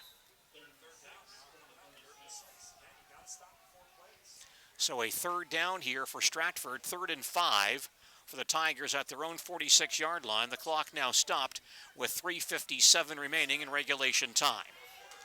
Marquardt to the near side, Cole Hoffman wide far side, Drexler and Dillinger out here as well. Hendrick out to pass, but gets hit in the backfield. He's going to go down. Uncontested blitz by Biestervelt. No one picks him up, and Hendrick sacked back at the 37-yard line. He'll lose 9 on that play. 9-yard loss, and Biestervelt's 2nd sack of the night, and the 3rd this evening for the Durand defense. Now it's 4th and 14 for Stratford at their own 37. Clock winding down, 3:20 to play, double slot. Hendrick to pass the football, being blitzed again, gets hit, spins away. Takes off to the far sideline, still on his feet, but only after a short gain is he taken down at the 38-yard line. So Durand sends linebackers on those last 2 plays and got the sack on one play and the short gain by Hendrick on the other. And Durand now takes over at the Stratford 38-yard line with 3:10 left in regulation time, and Durand leading this ball game 21-7. You're listening to Stratford Tiger football on Sports Radio 92.3 FM, WOSQ, Spencer, Marshfield, and WDLB, WOSQ.com. Durand's offense back on the field. Direct snap to Biestervelt, and he gains about 2 yards off the right side. Grabbed there by Aiden Hoffman after a short gain. Maybe 2 yards on that play for Biestervelt. 2nd and 8 for Durand, just shy of the Stratford 35. Adam Burden producing our broadcast this evening. I'm Gene Delisio at Durand, and time running down on the Stratford Tigers. 2:45 remaining in regulation time. Durand leads 21-7, and Stratford cannot stop the clock. Durand taking their time. They get one more first down. That might about ice it for Durand. Kurth goes in motion. He gets a pitch from Berger, has no place to go, though, and stopped in the backfield. He'll lose about 3. Drexler is there. Marquardt is there. And looks like Ethan Fabry as well. And Kurth dropped back at the 38-yard line. And he loses 2. Kurth has rushed once for 65 yards tonight and 11 times for 25. Had that one long run for a touchdown midway through the first quarter. Otherwise, he's been pretty much stymied as well. Now 1:50 remaining, 3rd and 10 for Durand at the Stratford 38-yard line. Panthers in a tight formation once again. Kurth comes in motion. The snap goes to Berger. Straight ahead for a couple of yards. Falls across the 35 to the 34-yard line. 4 yards for Berger. And now a 4th down for Durand. 4th and 6 at the Stratford 34-yard line. Tigers cannot stop the clock. Clock winding down. 1:15 remaining in regulation time. And Berger standing along the near sideline looking at Coach Rosemeyer. He may ask for a timeout when the clock goes all the way down. The back judge has not made his count as of yet. They're watching him. He's watching his clock. Now he starts. And Durand will take a timeout momentarily here. They'll stop the clock. Durand takes their second timeout of the second half. Clock down to 51 seconds remaining in regulation time. And Durand leads Stratford 21-7. Back to Durand and more football in just a moment. When friends and family come to town, where do you suggest they go eat? When you say Nuts Deep, they all go. Locals all know the place with the funny name has been voted best burger in Marshfield for many years running in the Best of Marshfield survey. But don't forget Nuts Deep for the best breakfast too. From 8 to 11 Monday through Saturday, 7 to 11 on Sunday. Pancakes so big you can't see the plate. Get your eggs served up by one of the Nuts Deep chicks. Don't forget the daily lunch and dinner specials too at Nuts Deep 2 in Spencer and Marshfield. Looks like the Stratford Tigers football season about to come to an end. The Tigers trail Durand 21-7, just 51 seconds remaining in regulation time here. Durand has the football at the Tiger 34-yard line. It's 4th and 7. So Durand will run a play here. They could punt the football, but may decide just to run a play and let Stratford run the clock out. Looks like Durand will line up to run a play on 4th and 7 from the 34. Snap goes to Berger. He wants to pass the football. Rolling to the near sideline now. Throws complete to Gloss, who then falls down. Gloss had a wide open sideline. Made the catch at the 30, then fell down on the 29, a yard shy of the first down.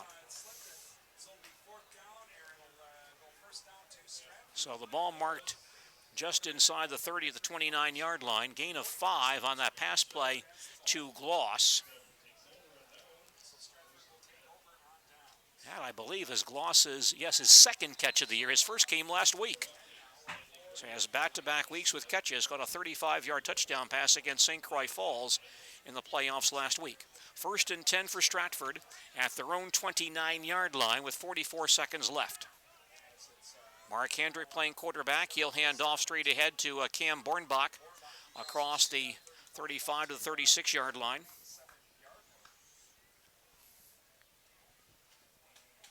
Cam gains 8 on that play.